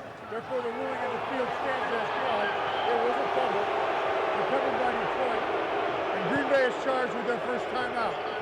John Lynch, as you said, the ball was loose before his head hit the ground. Yeah, you're going to see Ryan Grant go here. Now, if his head had hit and he had control of the ball, it's the Packers' ball. But the ball, as you're going to see right in there, I think it's coming loose. There's movement, and remember, it had to be conclusive evidence to overturn it. I believe the ball was moving, certainly not enough to overturn it. So what did we say at the beginning of the game? Rod Marinelli said, please, let's get some turnovers. Well, here you've got one, and now you're at the 11-yard line. That's Calvin Johnson in motion. Smith up the gut for maybe 2. Johnny Jolly, a big afternoon for him with the stop. We've called Johnny Jolly's name a lot today. They've struggled in the middle. This is a team that had Colin Jenkins, who was a disruptive force. They've really missed him due to injury. Johnny Jolly stepping up and playing the type of football they've expected out of him all year, and Ryan Pickett, they're doing a nice job on the defensive front today. So now the football inside the 10 of the Green Bay Packers. Johnson and Standiford lined up to the left for Orlovsky. That's Standiford in motion. Flags and a false start on Detroit. Jeff Backus was moving early there. Ball side offense, number 76. 5-yard penalty, second down. Yeah, the 8-year vet out of Michigan, the first ever pick of the Matt Millen regime. Remember last time they were in this situation, about the same part of the field, this is when they went to Calvin Johnson, took a shot up top. This is an area in the red zone where you can get one-on-one matchups. I'd throw it up to Calvin Johnson right here.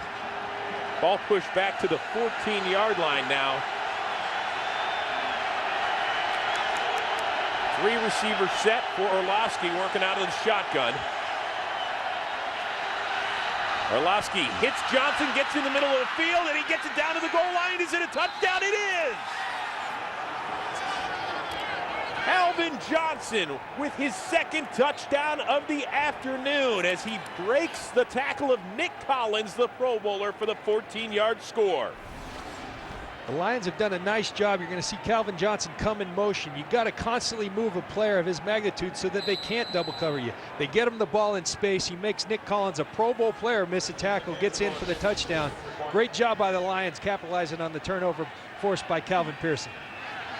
Pearson with the hit and the recovery. Johnson with his second touchdown. Hanson. We are tied. So we might be 0-15, say the Lions, but we got 14 and you got 14. All square at Lambeau. You put your foot down and it just goes. The law firm of Pearson and Johnson billing some hours on Sunday. Calvin Pearson with the hit and the fumble recovery, setting up Calvin Johnson with his second touchdown of the afternoon from 14 yards out. And now we are tied at 14. Now, I talked to Joe Barry, the Lions defensive coordinator. He spoke, as I just mentioned earlier, Calvin Pearson was really brought in here to be a force safety, an insurance safety, and a special teams player. They said he's probably playing better defense than anyone on the entire Lions defense right now. So now a pumped-up Lions team gets a great kickoff from Hanson Black and takes it 5 yards deep in the end zone and gets back to the 20-yard line, and that's where he is dragged down. So now let's focus a little bit, John, on Aaron Rodgers and Green Bay. mentally, they're facing an 0-15 team. Yes, they've had problems of their own because they've lost 5 in a row, but you're thinking you don't want to be the one that's going to lose to the 0-15 squad. You're absolutely right. I've been in these situations before. As we talked, you don't want to be the team for the Lions' sake to go 0-16. You certainly don't want to be the Packers, the team that let them go 1-15. Not the way you want to end the season. Green Bay's got to make a statement right here on this drive. Let's see if they give it to Ryan Grant. Of course, he fumbled on his last touch. Here, a little play action. Rodgers is going to get dropped again. It is Dwayne White. 6.5 sacks, now leads the Lions for the 6th-year man out of Louisville. Dwayne White had been nicked all day, all week long. You're going to see Dwayne White coming off the corner here against College. Runs a little game, comes inside. Great job by Dwayne White. He's been slowed down by a calf all week long, but showed a nice burst there and then finishes the deal on the sack of Rodgers. And let's remember, Darren College is getting his first start of the year over at right tackle, part of that reshuffled offensive line for Mike McCarthy. Now Rodgers is just going to dump it off to Grant. Gets it back up to the original line of scrimmage, where he is tackled by Paris Lennon.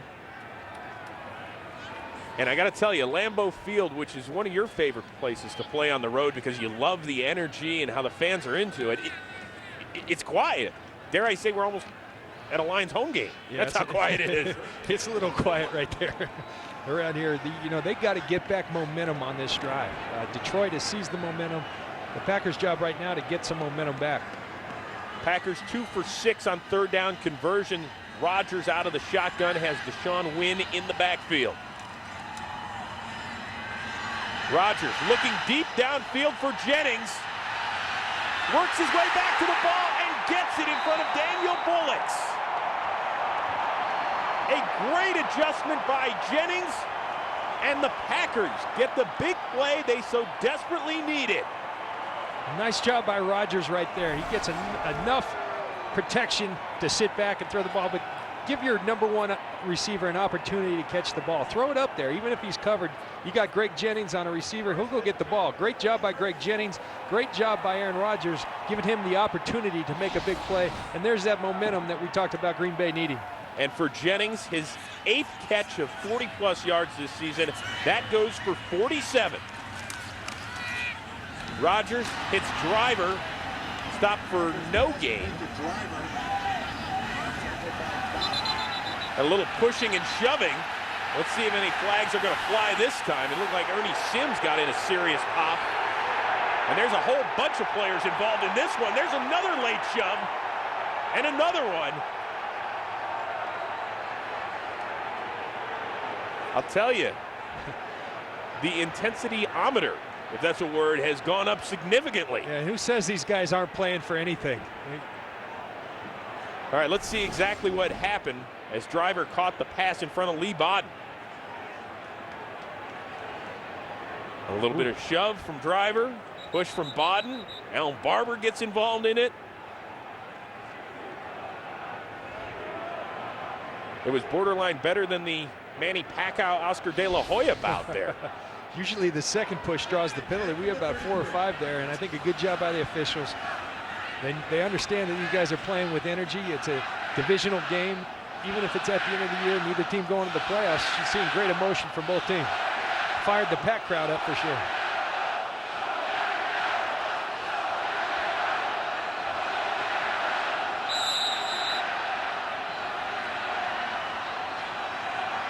Well, the crowd trying to get back into it, deliver a little energy. Empty backfield for Rodgers on 2nd and 10.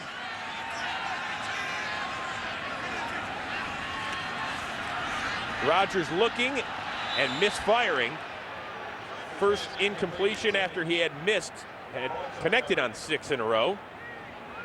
The Packers felt that this wide look could give the Detroit Lions trouble.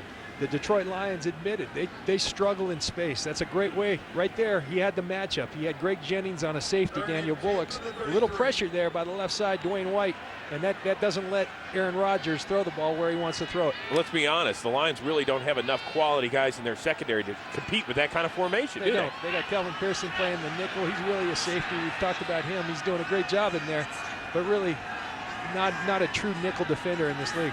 Well, 3rd and 10, and Rodgers just gets the snap off. Had to hold it a little bit longer than he wanted. Donald Lee just could not get his footing. Rodgers got pressured and incomplete. Looks like they're going for it here. Well, here is the pressure from Detroit. Langston Moore there to drop Aaron Rodgers, and it does look like Mike McCarthy's going to say, you know what, let's go for it. It would be right around a 50 or 51-yard field goal attempt by Mason Crosby if he'd wanted to go for it. I think maybe this speaks to a little bit of Mike McCarthy's confidence or lack thereof in Mason Crosby after last week in Chicago. Give Aaron Rodgers a chance to make a play here. Rodgers looking deep downfield, and the ball is caught by Jones and then dropped. A big hit there by Ramsey Robinson, and there's a late flag as Robinson, it looked like, started jawing with Jones. Just simply can't do that. Ramsey Robinson makes a great play, knocks the ball out, but they're going to call him for taunting right here. He gets in his face after the play. It could be first down for Green Bay after a great stop for the Detroit Lions. And Rod Marinelli. After the play was over, taunting by the defense, number 38. It's Green Bay, it's Detroit's ball. The foul happened after the play was over. Therefore, it's Detroit's ball, and a 15-yard penalty would be enforced against Detroit. It'll be their ball, 1st and 10. All right, so it is a dumb penalty from Ramsey Robinson, a second-year man out of Alabama. The good news is post-possession. Possession had already changed over, so at least Detroit will hang on to the ball. Let's watch the good part. Ramsey Robinson drives on James Jones and just gets his hand in there, makes a nice strip. You can't do that part. That's selfish on his part. That hurts his team. Fortunately, it was after the play and didn't give the Packers the opportunity to have the ball in the red zone. Now the question is, if you're 0-15, how much taunting should you be doing? You shouldn't be doing any taunting. You should play the game of football. Rod Marinelli, more than anybody, believes in respecting the game. I'm sure right now he's going to be in Ramsey Robinson's ear saying, nice play, but let's not go there. His teammates are doing it for him. Yeah. So the Lions, after the defense holds, taking over at its own 18. Smith across the 20 up to the 24. Dragged down by Michael Montgomery. Nice gain right there with Kevin Smith and the Lions. One of the things I'd like to see them do on first down, we're getting in this pattern, run on first down, run on second down, throw the ball deep on first down. They had Calvin Johnson one-on-one on Al Harris. Green Bay understands the pattern. They're going to stack the box with 8 guys on first and second down. Third down, they're going to give them help. Go after them on first down deep. Well, Smith, the lone setback on 2nd and 4. It's Casey Fitzsimmons, the tight end in motion. And Smith again buried. Montgomery gets him again. And a flag on the play as well.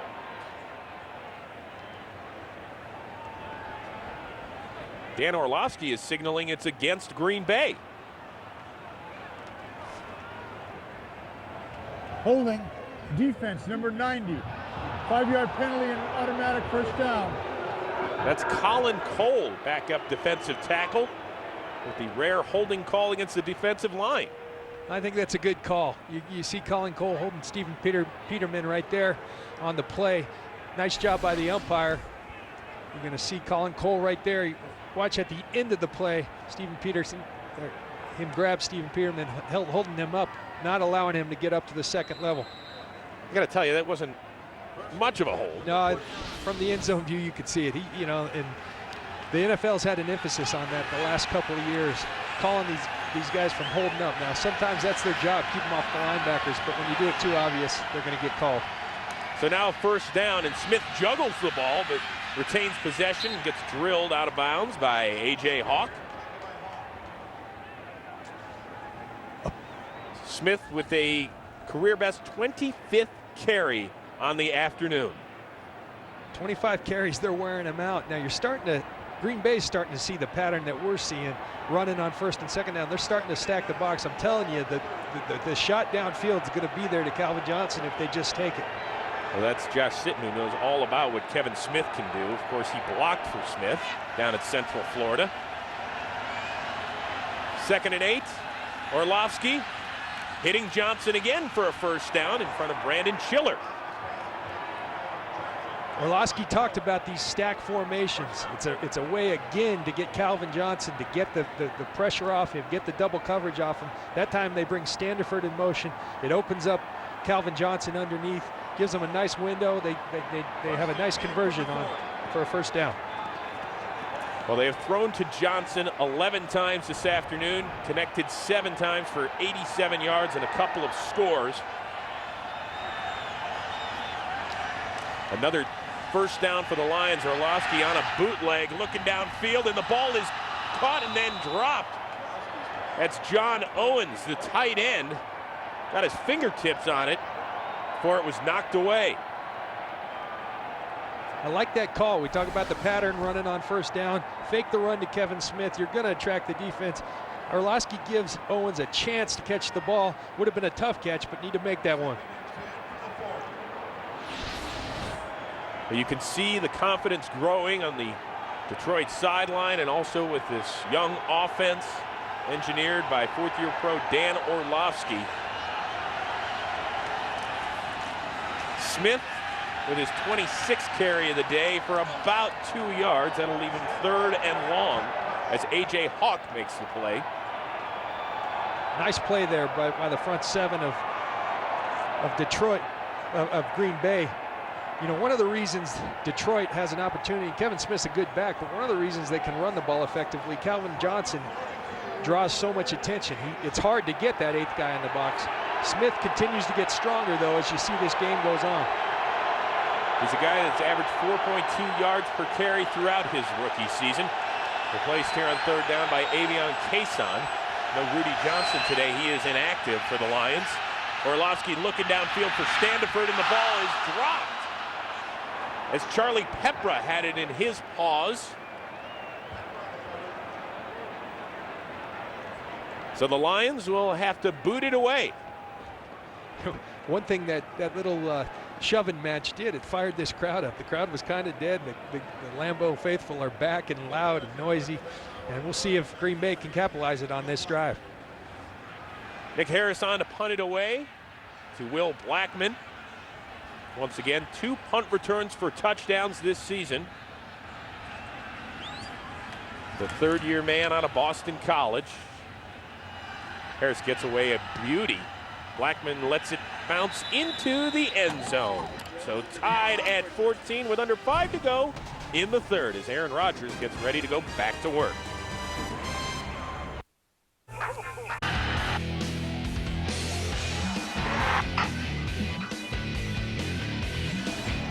Things heating up at chilly Lambeau Field. The 0-15 Detroit Lions, they were down 14-0 in the first quarter. They have come back to tie it with 4:22 to go in the 3rd.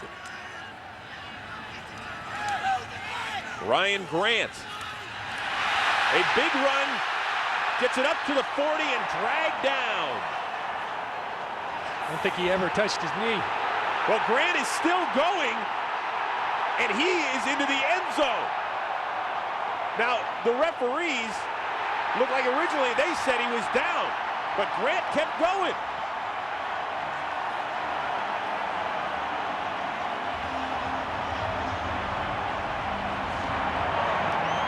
Ed Hockley's getting together with his crew right now talking about it.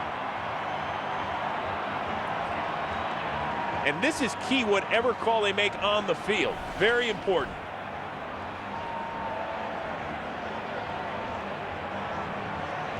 Wow. John, what do you think? Does he look down? I think he's on the ground there. I think his backside's on the ground. But they're going to go, I think they're going to take it to replay. Another player. Touchdown. Well, Ed Hockley's crew says touchdown. Rod Marinelli says red flag pronto. They didn't waste any time with the challenge. That's the quickest flag I've seen, and I think rightly so. I think this one's going to come back. Remember, it has to be conclusive. I think that replay was fairly conclusive, though. So if it stands, you're looking at an 80-yard touchdown. Now remember, Ryan Grant's hand can be down, but any other part of his body touches the ground, he's down. Can't quite see on that angle, but I think on the other angle you can see his backside touch the ground.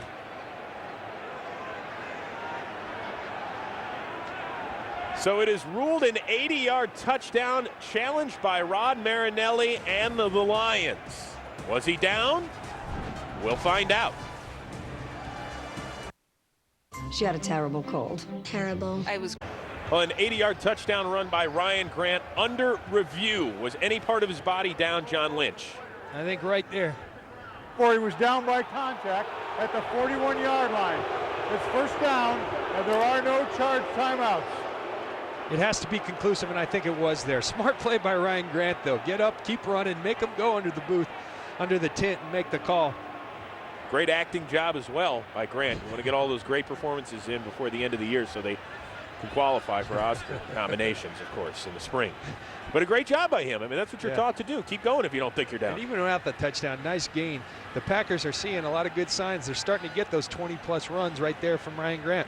Well, that one 21 instead of 80.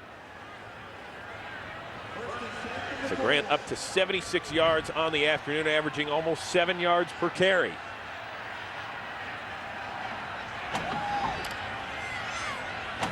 That's Donald Lee, the tight end, in motion. They'll try Grant again, up to about the 45-yard line, dragged down by Calvin Pearson.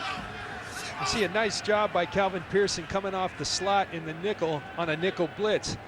That's really what he is. He's a safety. They bring him on the run blitz. Calvin Pearson makes a nice play on Ryan Grant. Well, this is a defense that tried to build a little bit up front in recent years with some draft picks in Averill and Llewellyn, and those guys were drafted this year. Their secondary obviously hurting with some serious injuries to the likes of Dwight Smith. At least they're trying to get it done.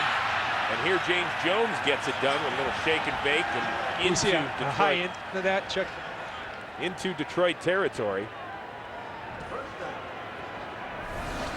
It's a nice job. Remember earlier in the game, this is the same look that the toss came from. They faked the toss and come on back to on the slant route.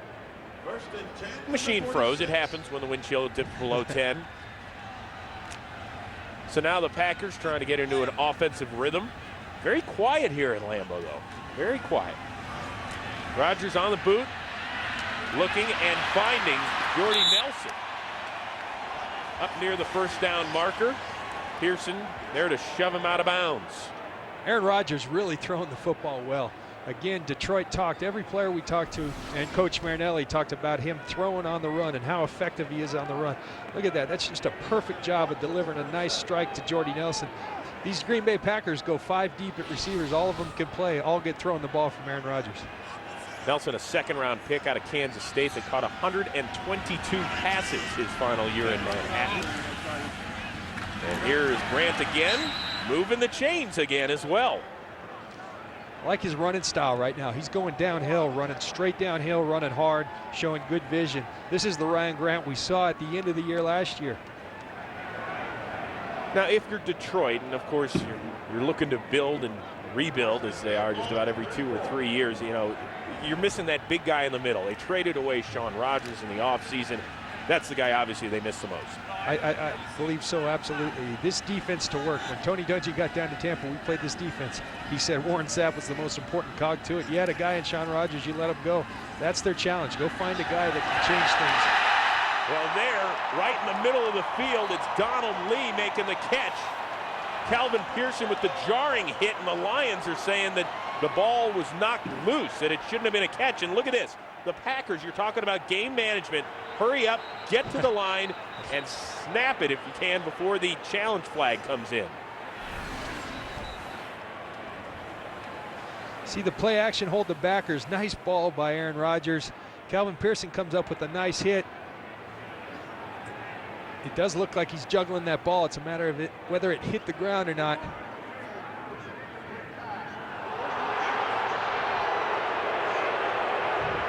Well, how about that? It is ruled incomplete after everybody gets down to about the 15-yard line. Yeah, and you think when you're 1-15, these games aren't important. Calvin Pearson's all over this field right now, making big plays for the Detroit Lions. Great play by Calvin Pearson, breaking up a strike from Aaron Rodgers. So originally, it looked like a completed pass. The Packers and everybody else moves downfield, and then the refs, they confer, and they say, you know what? Incomplete. And I think they made a good call there. If you're Donald Lee, Aaron Rodgers expects you to catch that ball. You got to hold on despite taking the hit. So now 2nd and 10 for Rodgers, who has seen many of his receivers drop passes this afternoon. 7 on the afternoon. Now Rodgers is going to have to burn a timeout. That is Green Bay's 2nd timeout. We'll see if that factors into play in the 4th quarter.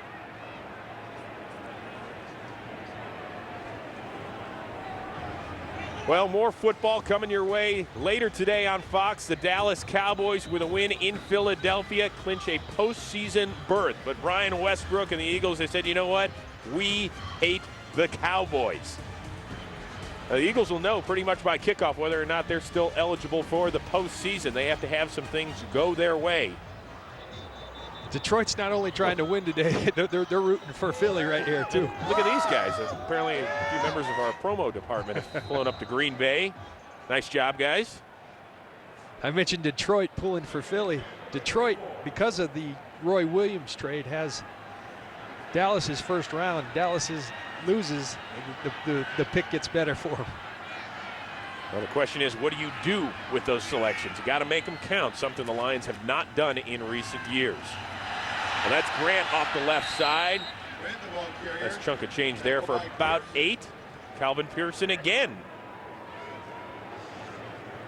See a nice run there. As I said earlier, Ryan Grant's doing a great job of running downhill. You're going to see him start left. A nice block there by College and an exceptional run. Excuse me, that was Sitton on the nice block. Good job by the Green Bay Packers. Mike McCarthy talked about Sitton and how he kind of fits the mold. His ideal offensive line is power on the right side, athleticism on the left. You saw the power of Josh Sitton. They're excited about him. So now 3rd and 3. Rodgers fires and connects. Has a first down with James Jones making the snag. Guy that's been bothered all season with an injured knee. And that is going to be the final snap of the 3rd quarter. The Lions force a turnover, get a 2nd touchdown by Calvin Johnson, and the winless Lions right in this thing as we head to the 4th. Either making history or avoiding it. Living the, come on now. You can't be living the dream at 0-16. It has been a nightmare season for that man, Rod Marinelli, but undaunted, he has his team right in this game. Rodgers on the first play of the 4th quarter, pressured, and he is dropped again.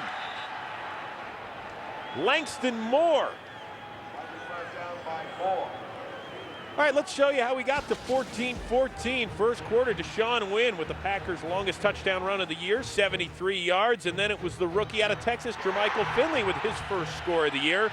Dan Orlovsky to Calvin Johnson, and then another Calvin Pearson, forcing the fumble, recovering it deep in Packer territory, and they find Johnson again. And we talked in the open, they got to ride their stars. They're wearing out both Kevin Smith and Calvin Johnson. I think that's the recipe for success for Detroit. 2nd and 10 for Rodgers. Incomplete, intended for Jennings, who wanted a flag on the play, and he will get nothing and not like it. Nice play by Lee Bodden right there. You're going to see Bodden on the physical bump, get his hand in there. I think that's a good call. There's contact, but I think that's a clean play. Good job by Lee Bodden.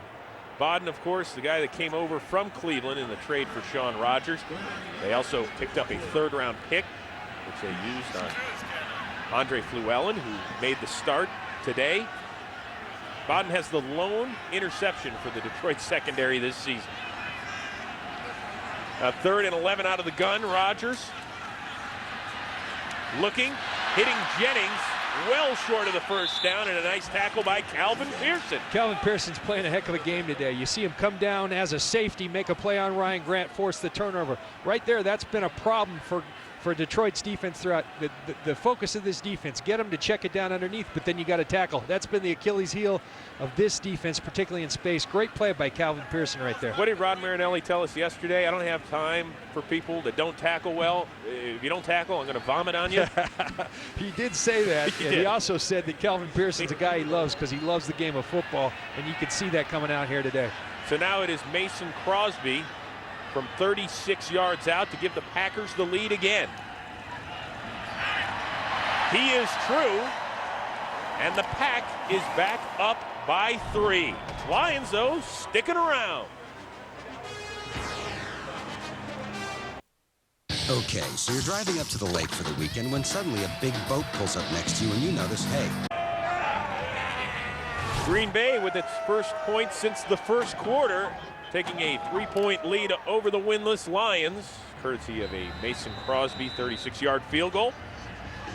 Now the second-year man out of Colorado to boot it away to Avion Cason.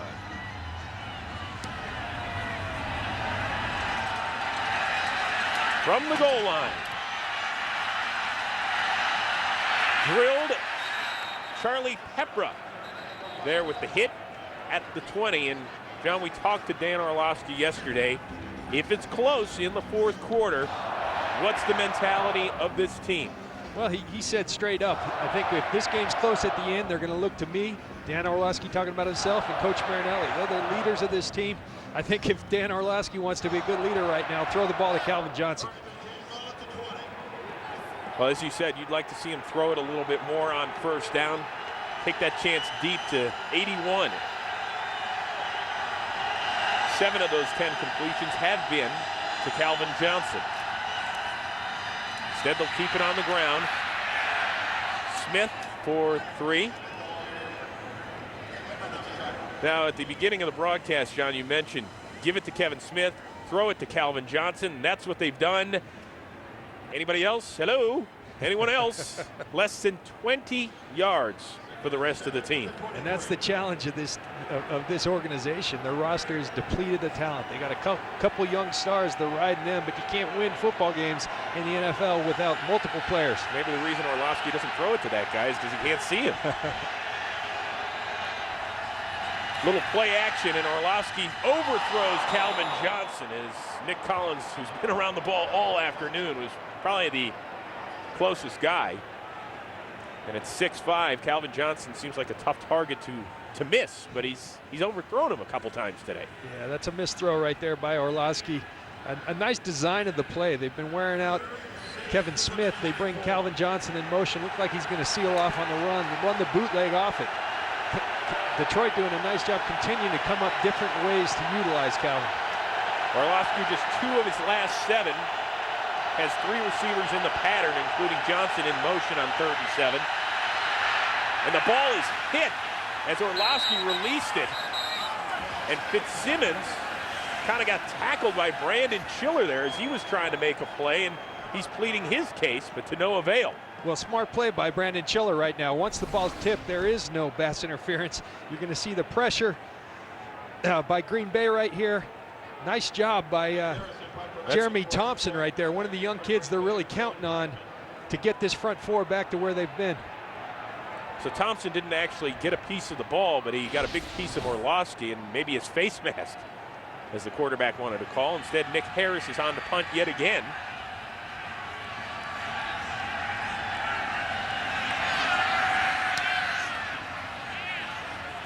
Blackman going to take it at his 35. Trying to break it outside. He's got a little bit of space and stopped at the 47-yard line, a return of 12 yards.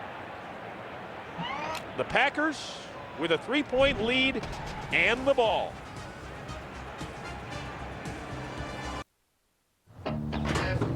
On the Green Bay Packers front line, only 2 offensive line starters are in the same position where they started the day.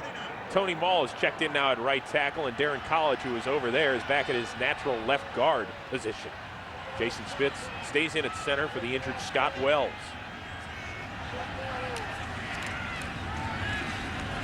Grant off the right side, up near the first down as Ernie Sims shoves him out, and a flag as well.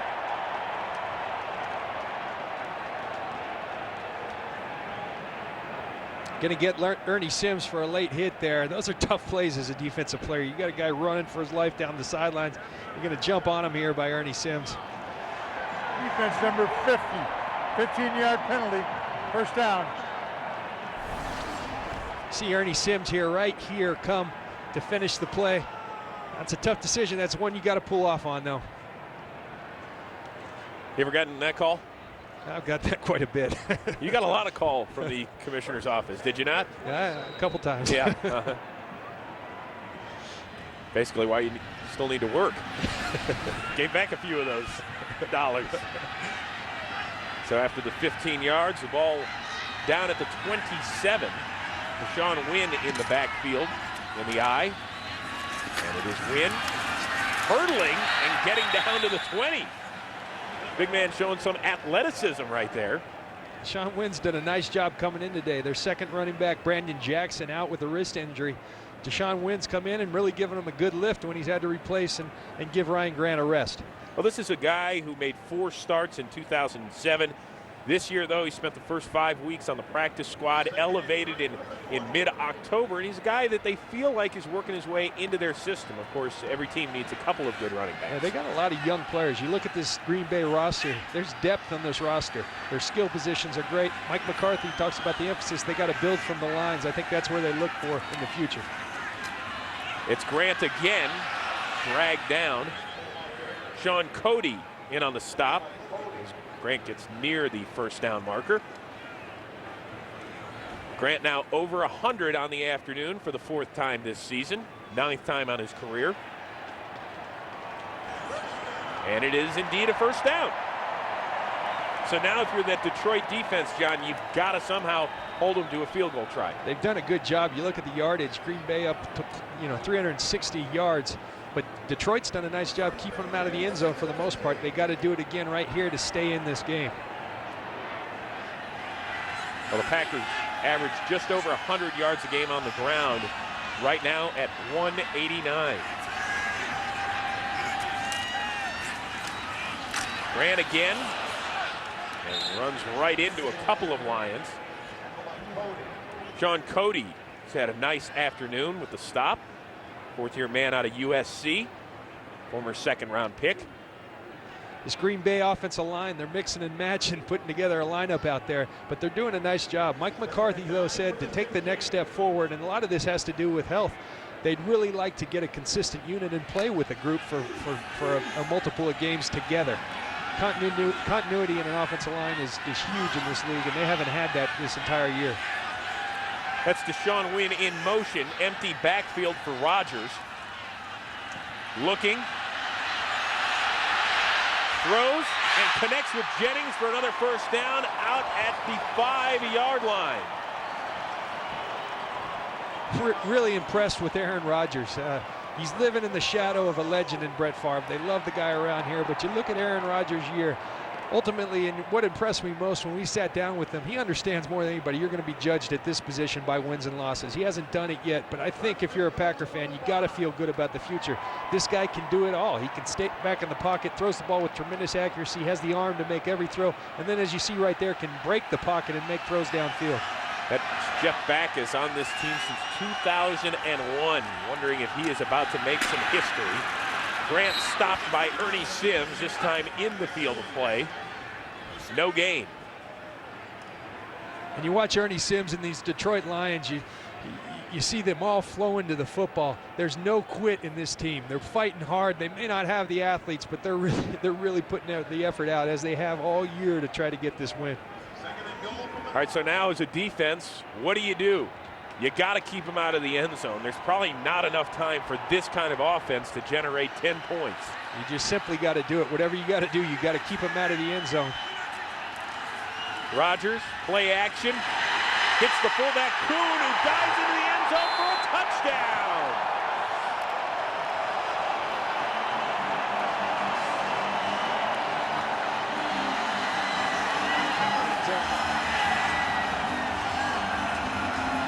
And Kuhn with the Lambeau leap, his 2nd receiving touchdown of the year.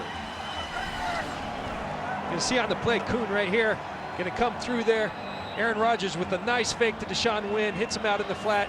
Paris Lennon tries to make the play, but touchdown. Nice design of a play by Green Bay. Beautiful pass by Aaron Rodgers. Second TD toss on the day for Aaron Rodgers, his 27th of the season, and now the Packers with a 10-point lead.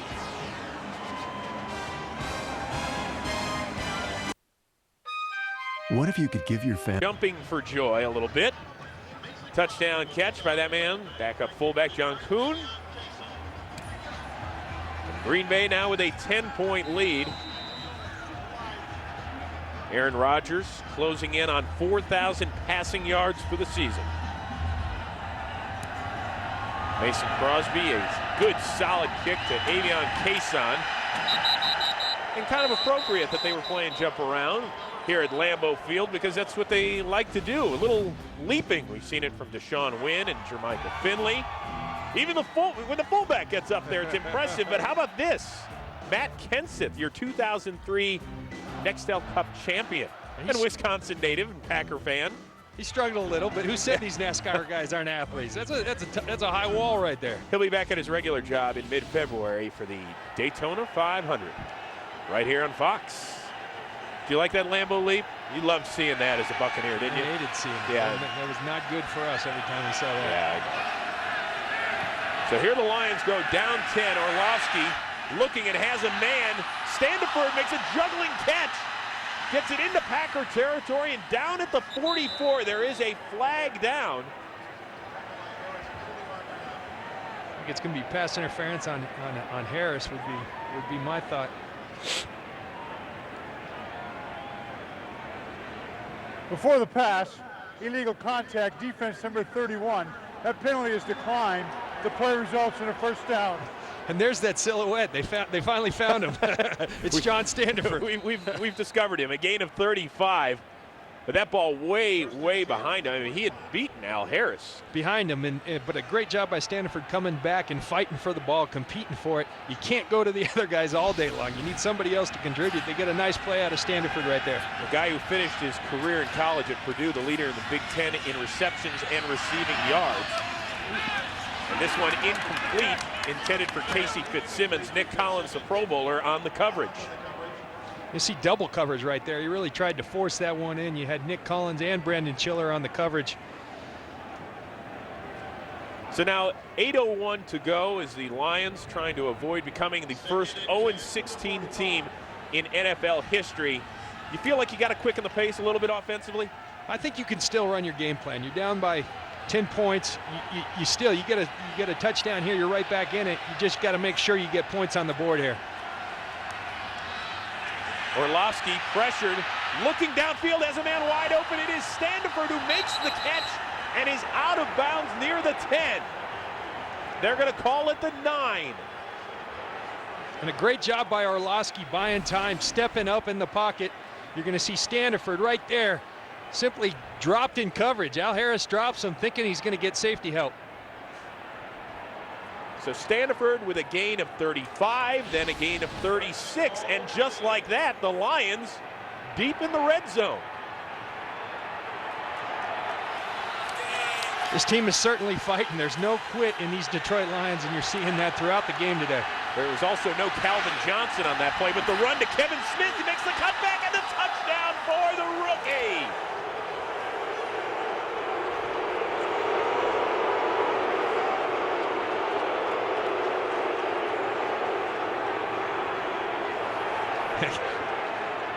Great play by Kevin Smith here. He continues to run hard. John Standiford really the hero of that drive. You're going to see Kevin Smith on the outside toss. Good job by Warren Norris right there, kicking out. Charlie Pepra making Brandon Chiller miss. Kevin Smith continues to be impressive for the Detroit Lions. Smith closing in on 100 yards for the second straight week. His 8th touchdown of the season. Hansen adds the PAT, and the Lions with the quick strike, they are back within 3. We don't want no stinking 0-16. What was tougher today, John Lynch, finding the Lions' third offensive option, who was Mr. Invisible, or finding the guy who still believes? There's one out there, and I bet there's a bunch of people out there in Detroit that are pulling from. Including a guy like Joe Barry, their defensive coordinator, of course, the son-in-law of Rod Marinelli, and he indirectly came under fire last week after the loss to New Orleans in the post-game press conference, but now it's up to his defense to get it done. Here, Will Blackman getting the ball up to the 29. Joe Barry, a guy that you know a little bit as well, and you know, this defense ranked 32nd in the league. The numbers don't lie. The numbers don't lie, but I don't think it's by Joe Barry's doing. As we talked to Kevin Smith, the young rookie, he said, I don't see Joe Barry playing cornerback. Now, they haven't been totally clean, but they have played with so many different players. And even when they have their starting lineup, there's a lack of talent. You can't do it for him out there.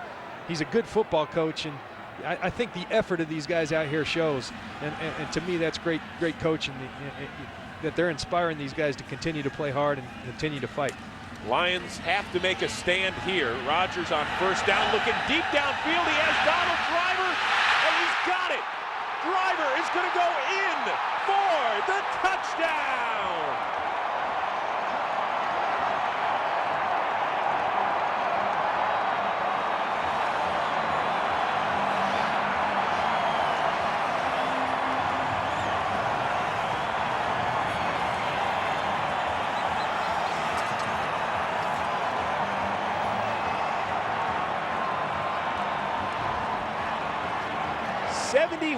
Yard pass play, the longest on the season for the Packers. And Donald Driver, just like that, his 5th straight 1,000-yard season, 6th overall. Both those are Green Bay records.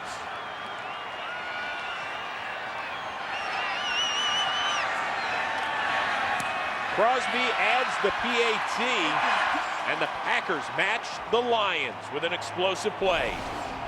And talking to Detroit, they felt the key, one of the keys to stopping Aaron Rodgers was keeping him in the pocket. He breaks the pocket, but an outstanding double move by Donald Driver. We saw Calvin Johnson try to do that earlier to Al Harris.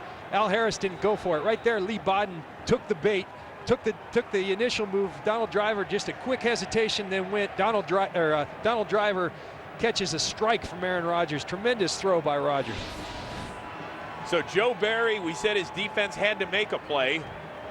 They did. Unfortunately, it was for Green Bay. Yeah, but again, as Kevin Smith said, I don't see Joe Barry out at corner. Lee Bodden, you gotta, they put him out there one-on-one. At that point in the game, you gotta know that they're gonna take a shot on you. And Aaron Rodgers, we asked him, do you know how many yards Donald Driver needs to get to 1,000? He said, of course I do. Yeah, he knew well. Donald Driver didn't know himself. Aaron Rodgers knew exactly what Donald Driver needed. And how about this? He is the second quarterback to throw for at least 4,000 yards in a season in which he made his first career start. And the other guy, pretty good, a 2-time league MVP in Kurt Warner. He's an outstanding year. And I think that's part of the love that his teammates had for him. Aaron Rodgers jokingly said, hey, at 5 and 10, you got time to think about a lot of things. Alluding to the fact that he knew exactly where Donald Driver was, but I think it also shows what the care that this guy has for his teammates. Well, Mason Crosby, who's had his issues kicking the ball off of this tee, he's had a busy day. He had a 69-yard free kick attempt at the end of the first half. So now trying to pin Detroit back, which finds itself down 10 points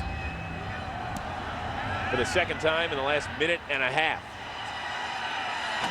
Kayson's going to bring it out. Gets hit, spins away, and finally gets up to the 20-yard line. Now I question whether or not Detroit had enough explosiveness to get down the field in a hurry. Well, thanks to John Standifer, they did. They made some plays. He made 2 big plays down the field. Now maybe you take some of the attention off Calvin Johnson. They understand they got to cover other people as well. But I think you're going to see Green Bay back off a little, at least keep safeties back on these receivers. They don't want to give up the quick strike right now. Well, the Lions moved the ball 80 yards in 1 minute and 2 seconds the last time they had it. They got to step on the accelerator here as well. Orlovsky hits Johnson. Woodson hits him, he bounces off, and then gets a first down up at the 32. And now at this point, you got to start looking at maybe a no huddle, and that's kind of what Orlovsky is running right now. Yeah, they're going there. Certainly need to go to a no huddle. Right there on that play, it's a great illustration of Calvin Johnson, and I think what's going to make him special. He's got the physical talent, but he's also got the will. He wouldn't go down right there. He carried 3 or 4 guys for about 5 yards. Orlovsky looking downfield, checks it down to Kevin Smith. Gain of about 4. Orlovsky showing nice composure here.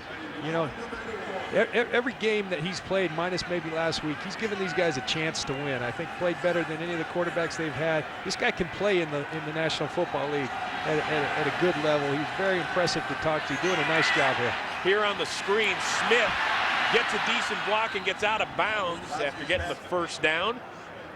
Moving the chains, stopping the clock. Little management by the Lions offense. And that's the important thing. Continue to move the chains. You used to hear Brett Favre talk all about it. 2 minutes, all he's concerned with. He's not looking at the clock. He's concerned with moving the chains. You want to go at an up-tempo style. The important thing is to move the chains. They still have time. Orlovsky now on first down. Checks it down. As Kason is spun out of bounds there by Tramon Williams after a short gain. Got to start looking downfield a little bit more. Yeah, but it's also difficult right now. Green Bay content to keep the ball in front of them, come up and make the tackle. Nice job by Tramon Williams right there. What part of the field is susceptible, though, defensively right now? Well, I think the middle of the field right now. They're keeping the safeties over the top outside. The middle of the field in the slot, I think that's where you can get some yardage. That one well behind Calvin Johnson, so now that's going to leave him 3rd and 7. Now less than 6 minutes away from history. The Detroit Lions, already the first 0-15 team in league history, trying to avoid having their fate sealed in the record books forever.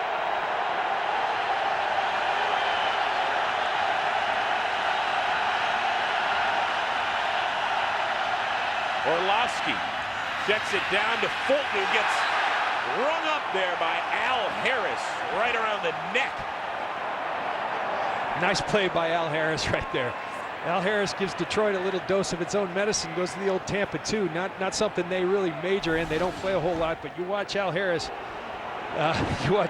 Finish here. He does it with a little authority. A Lynch special, if you will.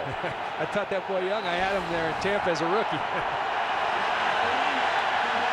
So here we go, 4th and 4.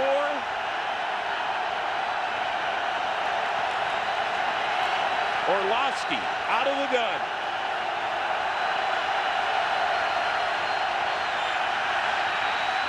Throws complete and a flag down. Standiford, who's had a huge 4th quarter in front of Al Harris. Hey, you got to make big plays. John Standiford continuing to step up. Orlovsky showing confidence in him, going to him with Al Harris all over him. Defense number 31. The penalty is declined. The play results in a first down. So it would have been a first down either way, but you got to love the way Standiford's going after it, John. Let's watch John Standiford right there. Al Harris all over him, but look at that catch. Sticks his hands out. That's perfect fundamental football. Reach out, grab it strong, bring it in. Nice play here in the second half by John Standiford. Lions now 3 for 3 on 4th down conversions this afternoon. This keeps their season alive. Another check down to Kason out of the backfield, picks up about 6. Now approaching 4.5 to play in the season. And I think you're all right. Continue to move those chains. You're going to have an opportunity, whether it be the onside kick or a defensive stop. Continue to move the chains. The important thing, you got to get points on the board here. Yeah, even the field goal will do them some good here. Orlovsky looking, trying to get it out to Smith, who was trying to run before he caught it. And Al Harris giving it to him. Did you teach him that too, John? No, I didn't teach him that. I didn't think so. You're clearly seeing Green Bay content to let the underneath stuff happen in front of them. As long as they come up and make good tackles, Al Harris was in nice position to do it right there. They're content to let Detroit throw the ball underneath. Now 3rd and 4 on this frigid afternoon. You got to move Calvin Johnson around here. Maybe bring him in motion. There they go right there. Orlovsky looking downfield and overshoots Casey Fitzsimmons. So yet again, it'll be 4th down for the Lions. Well, the question is, do you try the field goal with your kicker Jason Hanson, who is 8 for 8 from 50 yards plus this season? It doesn't look as good as he's been. It looks like they're going for it.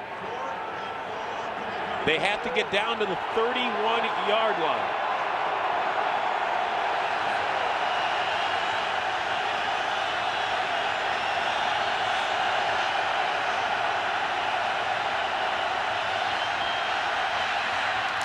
Ball is caught, and another first down. Calvin Johnson paid for it on that one, and he is still down on the ground as Nick Collins, the Pro Bowler, rung him up. Tough cut, clutch catch. Look at Calvin Johnson here. They get him, they put him in move. He puts a little stutter on. He gets it right in the rib, right in the hip, but he hangs on to the football. I'm telling you, this kid is so impressive. He's got the physical ability, but he's also got the toughness. He's down, but big time play by Calvin Johnson. Well, Johnson, a Pro Bowl alternate, the second alternate, walking off the field under his own power. Now goes over the century mark for the 5th time this year. Twice against the Packers. He had a 129 his first time around, including a couple of scores. Here, 2 touchdowns as well today. Ties a career high with 9 catches.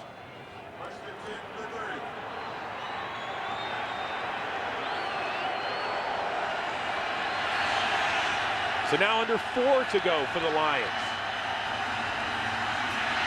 Setting up a screen, it is Smith. And he is going to lose yardage, but wisely gets out of bounds.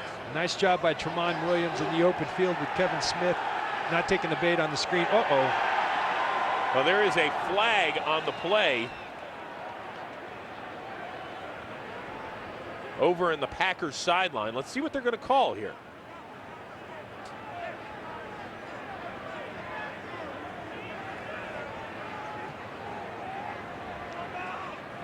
That hurts.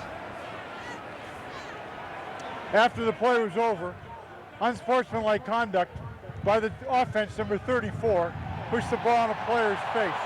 15-yard penalty. It's 2nd down. Well, let's see what happened with Smith. And he throws the ball in the face of one of the Green Bay Packers. And for a kid that was so mature when we met with him yesterday and really is building himself up as a team leader, that is a no-no. No, you can't do it. I'm sure the guys were talking to him on the sideline. That happens. You got to take it, walk right back. The game's much more important than any personal battles right now. Kevin Smith's a fiery guy. He's a great competitor. You just can't do that. He'll learn that, but a big mistake at this point. Well, Calvin Johnson, who was injured on the play earlier, now back in the game at the top of the screen. But it is 2nd and 29 after the 15-yard penalty on Smith. Orlovsky looking downfield, trying to find Colbert, and it was a little bit behind him. Good coverage there by Tramon Williams, Charlie Pepra there as well. You know, remember, and what that penalty does, as you mentioned earlier, Chris, you don't need 7 here. You got to get 3. You got to have something to show for this drive because you're running out of time here. That penalty, unfortunately, takes them way out of field goal range. And let's see if they can make it up here. Well, now you got to get at least half of it back on this play right here. But it's 3rd and 29. You got to get it down to the 40 or 30. Got to get it somewhere close. Cut it in half.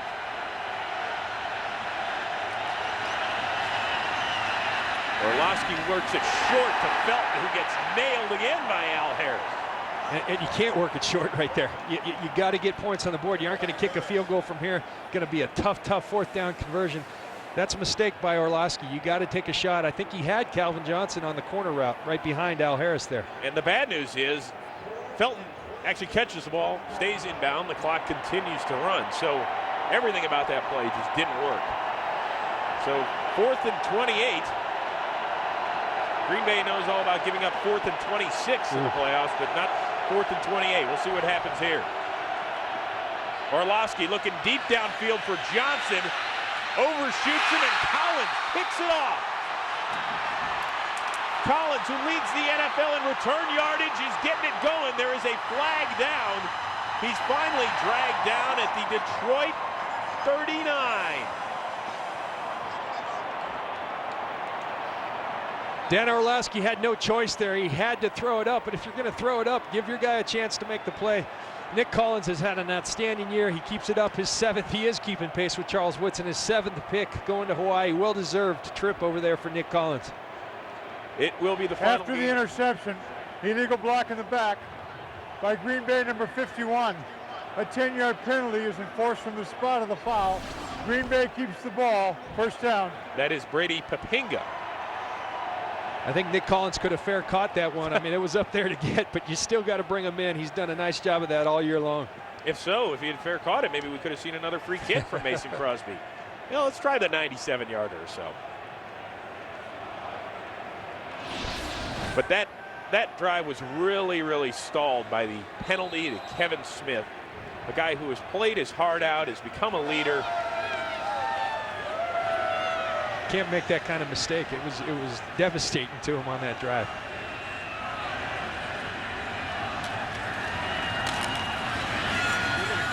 Grant, for a few, you could hear the 0-16 chants by the Lambeau faithful, and well, there's only one other team that has gone winless in the modern era without a tie. That would be the 1976 Tampa Bay Buccaneers. Now, John McKay's squad was an expansion team. He was asked, what did he think about the execution of his club? He said, I'm all in favor of it. Steve Spurrier, of course, the South Carolina head coach, was their quarterback. This team averaged less than 9 points per game, was shut out 5 times. But let's keep in mind, this was an expansion team. And they went 0-14. Now it's a 16-game regular season. I suppose if you're a guy like Jeff Backus, who has been here for 8 years, you've seen the down times. You know you're just 2 minutes and 40 seconds away from making history. And as we talked in the open, not the kind of history you want to make.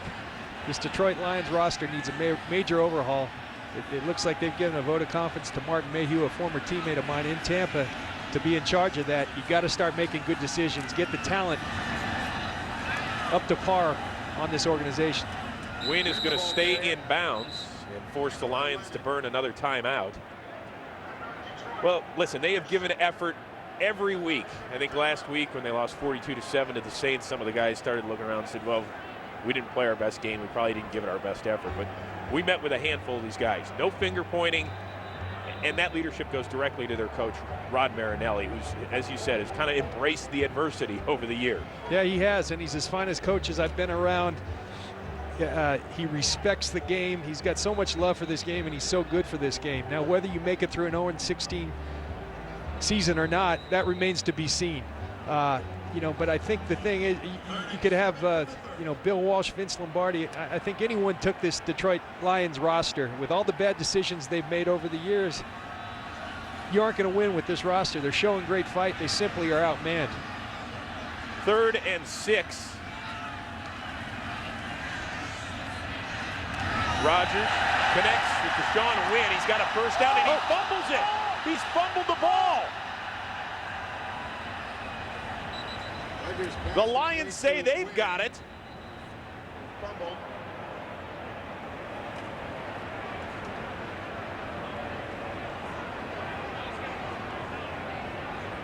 So maybe there is a little life left in Detroit.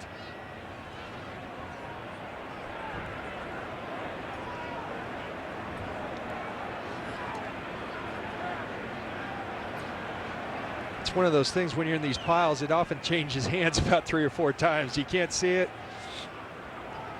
It's whoever's the best wrestler of the ball underneath there, and some nasty stuff goes on over there. And it is a Green Bay football.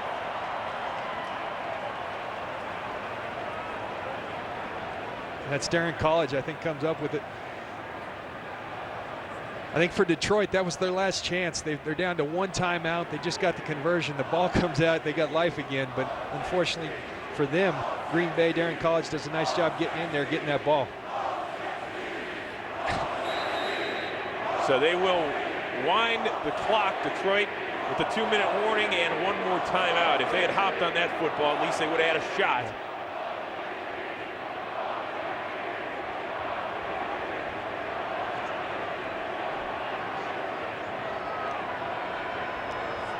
The chance of 0-16 raining down on the Lions sideline. History is about to become reality. Today's game on. Back at Lambeau Field, the Packers with a couple of touchdowns here in the fourth quarter, trying to salt this one away, and with the Lions 0-16. His win, cuts it back, has another first down.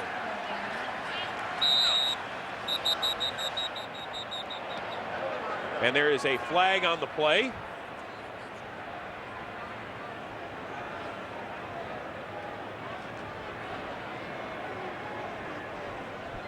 After the play was over, personal foul, unnecessary roughness offense, number 71. 15-yard penalty. Central Florida guys are going to have to learn 10. about that extracurricular activity. Yeah, that's Josh Sitton, the guy who used to block for the Lions running back, Kevin Smith. All right, so what's happened since the Lions' last win against Kansas City? Well, it's been 371 days and counting all the way till next September. We've elected a new president in this country. Michael Phelps has been kicking a little tail, and well, Brett Favre retired, then unretired, then started playing again. Who knows what he's going to do next? So here we go. No ties for the 76 Buccaneers nor the 08 Detroit Lions. Wynn is going to run it again for a few more yards. Both he and Grant over 100 yards this afternoon. Well, now it's all about what do the Lions do with those draft picks. Big questions. They have 2 first-rounders, of course, the first one overall. They'll also have the Dallas Cowboys selection in the 09 draft. And speaking of the Cowboys, because of what happened earlier today with Tampa losing at home against Oakland and with Chicago losing at Houston, that Dallas-Philly game that's coming up next is essentially a playoff game. The winner advances. The loser goes home. As you get a look at some of the other scores, like Atlanta winning against the Rams and Carolina clinching the 2 seed with a last-second win in New Orleans.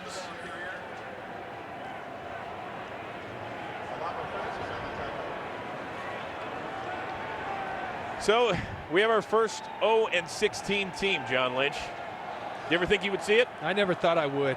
You know, games are hard to win in this league, but it's a league set up for parity. The Lions, how they got themselves into this mess, they had the #1, top 10 picks over and over and over. They missed completely. Not only they miss, I mean, you got guys like Ernie Sims. People may not be happy with how far he's come, but he's still playing at a high level. You can't have guys like Mike Williams, Charles Rogers that are no longer in the league. You can't have Joey Harrington, who's the #3 quarterback down in New Orleans. You can't miss that bad. That is the final snap of the season here at Lambeau Field. And the O in Motown officially stands for 0-16, the first of its kind in NFL history. For John Lynch, I'm Chris Rose. Packers a winner, Philly and Dallas next.